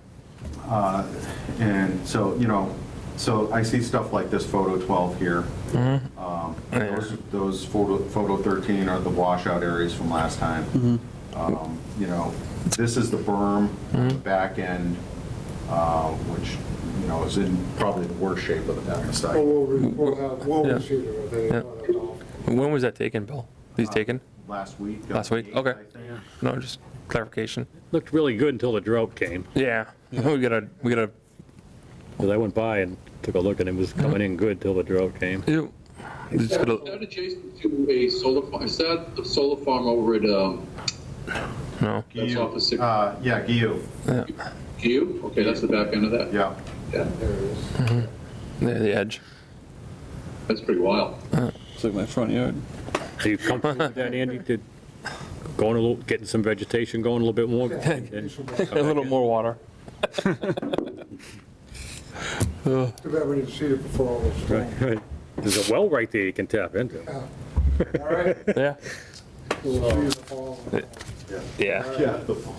Thanks, Andy. All right, Thanks, thank you. Andy. Thanks for coming in. Jim, good to see you. Thanks, Jim. Yep. All right, cool. Looks like we have some guests, and I'm guessing this is for Whiten Reservoir Estates, if you want to talk. Okay. Oh, okay, we got something on, not on the agenda though, right? No? It's not, Okay. it's additional business, I guess. Yep. Okay. All right. Who's here for it? 1, 2, 3, 4. I don't know. I'm not sure what it is for. You guys here for Whiten Res? What are you here for? Probably the residential development on Northwest Main. Oh, we continued that earlier. Sorry. That was continued, that was earlier in the agenda. Which one was it? That's Cooperstown. Yeah, Oh, that yeah. was Yeah. continued at 8 o'clock. Yeah. So that was continued to August 13th at 7. 7 o'clock, no, at can't be 7:45. 7:45. Okay. Missed that. Okay. Sorry, guys. Yeah. Sorry else? about that. Here's what I do with the Sokol. Good thing they're only $2. Is that what they were all here for? I guess. Yeah? Sorry. Screw it, let's go back and redo it anyway. Who made the motion? Yeah. No, because the applicant's not here and they asked for the continuance. Yeah. Did somebody make that? Yeah, yeah, we did. Yeah. They continued it. Yeah. They asked for it. Yeah, we Yeah, spoke to it. Oh, okay. Yep. yeah, we voted on it. Sorry, guys. Yep. Okay, so just to understand correctly, it'll come up again at August. Yeah, August 13th. 13. Yeah. At 7:45. And If that's anything, give a call the day before, whatever, to make sure that you have it. If you're coming, just let me know, and then I'll look out for you. Yeah, if they didn't cancel it or whatever, continue. Yeah. And that's to vote on the waiver, is that right? No, they're gonna come in, so without Mike, getting, did you this look is at just this? going over facts. Yep. Yeah, We we just did. no new information. The June 11th? First hearing, they had one specific issue that they no. dealt with. No, I didn't even look at it, it just came, and it's the first time I've seen it, so I Okay. In didn't the worry about meantime, I looking at it. generated a list of comments on the whole thing, Could see it. so they only focused on one comment. Okay. So now they're addressing the rest of the comments.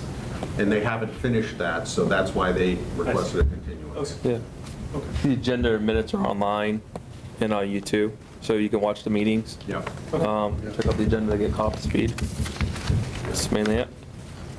All right. Okay. Sorry? Thank you. Feel free to email me. Yep. Yeah, I'll give a call. All right, thanks. Yeah. Thanks, everybody. Thank you. Time is it? All right. Time to go. Time to motion. I'll All make right, a Bill, motion. anything, Just a quick update on two things. As I mentioned, Whiten's Reservoir Estates, so we're going to be looking for some occupancy permits. We had a few hiccups with communication. I'm trying to work with them on that, so hopefully we can move forward and get some construction protocol established and followed. Communication. And lost what the second thing. They got 2 houses up there built. Well, they're going to be looking for COs. Correct. And that, Correct. you know, I went up down there on a different matter, and I believe they got one of them sold up there. and they were looking for they're going to be looking for the COs next week. So I asked them about the sidewalk, and they said they're paving next week, and I'm like, well, I got to test the gravel. Yeah. Things are out of order.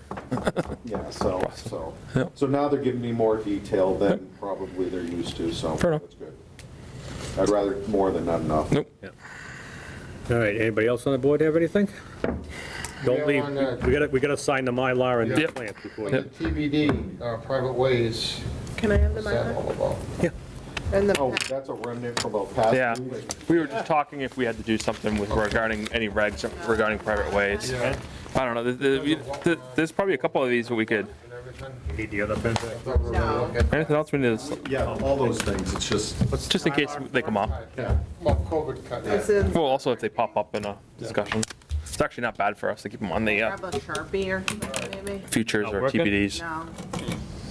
All right. Is there any minute, guys? We already did the minutes. We're good? Before you came Before on, you were on. Yep. Apparently.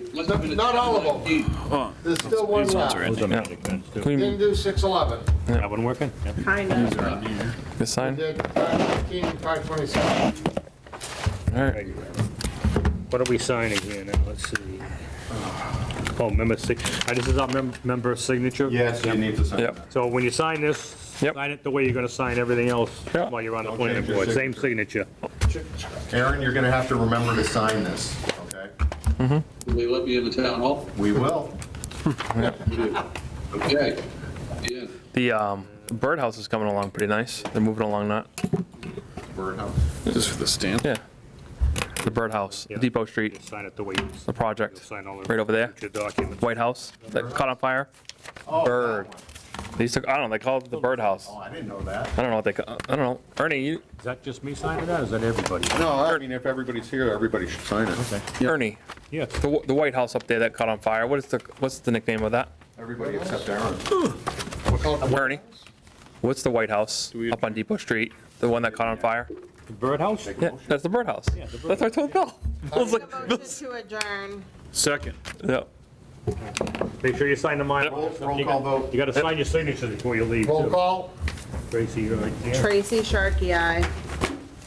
Mike Greco, aye. Les Stevens, aye. Mike Zwicker, aye? Jake Schultzberg, aye. All right, meeting adjourned. See you soon, Aaron.